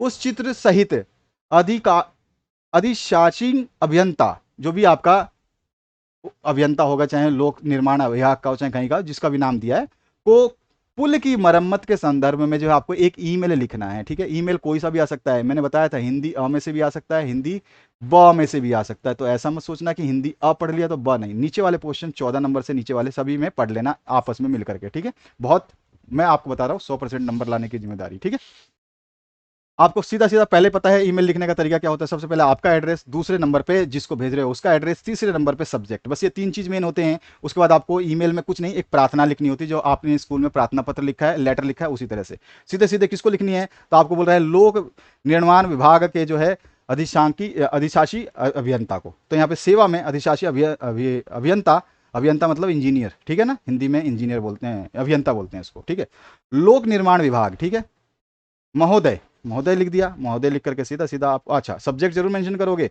या आपने कहा यात्रा के दौरान कहीं पे देखा होगा वो पुल का मेंशन कर दिया कि आजादपुर के ऊपरगामी पुल की खस्ता हालत की ओर ध्यान दिलाने हेतु। ठीक है, इस तरह से आपने मेंशन किया सब्जेक्ट को। सविनय निवेदन है कि कल दिनांक 8 जनवरी को मुझे सोनीपत से दिल्ली लौटने के दौरान आजादपुर चौराहे पर, आप किसी भी जिक्र कर सकते हैं, कोई भी पुल लिख सकते हैं, कोई उसका वास्ता ना हो, चले वो पुल ना हो, चाहे आप कहीं वहां गए ना हो, कोई भी कहानी लिख सकते हैं, कोई इशू नहीं है। लिखने का तरीका आपका साफ होना चाहिए, शुद्ध व्याकरण होनी चाहिए बस। सविनय निवेदन है कि कल दिनांक 8 जनवरी को मुझे सोनीपत से दिल्ली लौटने के दौरान आजादपुर चौराहे पर बने ऊपरगामी यानी ऊपर ओवरब्रिज पुल पर से गुजरना पड़ा। इस पुल के पास पहुंचने पर इसकी दशा देखकर मेरा दिल दहल गया। यह इतना जर्जर हो चुका है कि कभी भी किसी बड़ी दुर्घटना का कारण बन सकता है। मैंने अपना वाहन रुकवाकर उक्त पुल का एक चित्र अपने मोबाइल में सुरक्षित कर लिया था। इस पत्र के साथ वह चित्र भी आपके पास भेज रहा हूं, ताकि आप स्वयं भी पुल की वर्तमान दशा को अपनी आंखों से देख सकें। मेरा अनुरोध है कि इससे पहले कि कोई बड़ी दुर्घटना घटित हो, अपने विभाग को इस पुल की मरम्मत के काम में जुटा दें। मतलब वो सीधा सीधा बोल रहा है कि अब कर लो कार्रवाई। ठीक है, भवदीय करके जो भी आपको नाम दिया है तो ठीक है, इसमें कुछ मेंशन नहीं किया है तो आप अपनी मर्जी से कोई भी नाम लिख सकते हो। अगर आपको नाम दिया है तो उस नाम को यूज करना है। ठीक है, और फिर जो भी आपको बोला गया कि आप ये हो वो हो, तो अगर आप लिखना चाहें तो उसको लिख सकते हैं, अन्यथा आवश्यकता नहीं, भवदीय करके अपना नाम लिख करके काम कर सकते हो। सीधा सीधा एक नागरिक है तो नागरिक लिखते हो, कोई जरूरी नहीं कि दिल्ली के नागरिक होता है। और संलग्न जो है यहाँ पर जो है अटैचमेंट आप देते हो, अटैच फाइल जो हम भेजते हैं, तो आप क्या भेज रहे हो, फोटो भेज रहे हो, तो फोटो जरूर मेंशन करो। जो चीज़ क्वेश्चन में दिया है उसको जरूर दिखाना है एग्जामिनर को, हमने लिखा है भैया। तो संलग्न क्या किया आपने, जर्जर पुल की एक फोटो भी भेजी है साथ में। ठीक है, इस तरह से आप जितने भी पेपर्स देखेंगे यहाँ पर सारे कंप्लीट सॉल्यूशंस के साथ में इस सब्जेक्ट को यहाँ पर जो है आपको इस चैनल पे अवेलेबल कराने की कोशिश कर रहा हूँ। और मेरा मेरिट मिशन है, और मैं चाहता हूँ कि इस बार जो सीबीएसई में सबसे ज़्यादा जो है मेरिट के स्टूडेंट्स भाग लें, यानी कि शामिल हो और वो अच्छे नंबर लाएं। जिन बच्चों ने आज तक सोचा नहीं होगा उनको भी मैं आज उस मुकाम में पहुंचाने की कोशिश करूंगा परीक्षा के दिनों में, जो जहां पे वो सपना देखते हैं। तो मेरिट मिशन 2022-23 के एग्जाम प्रिपरेशन हमने सीबीएसई की स्टार्ट करवा दी है, जिसके कंटिन्यूस वीडियो आ रहे हैं, continuous subject to subject change होते रहेंगे, आते रहेंगे, कभी कुछ कोई सब्जेक्ट कभी कुछ, तो उनको कंटिन्यूस पढ़ते रहे, ठीक है। और एक ही रिक्वेस्ट है, शेयर करना ना भूलें, बस आप लाइक ना करें, सब्सक्राइब ना करें, कोई इशू नहीं है, शेयर कर दे ताकि सभी से बच्चों के पास जो स्टडी मटेरियल पहुंच पाए और वो लोग अपनी तैयारी कर पाए। Thank you very much, have a good day.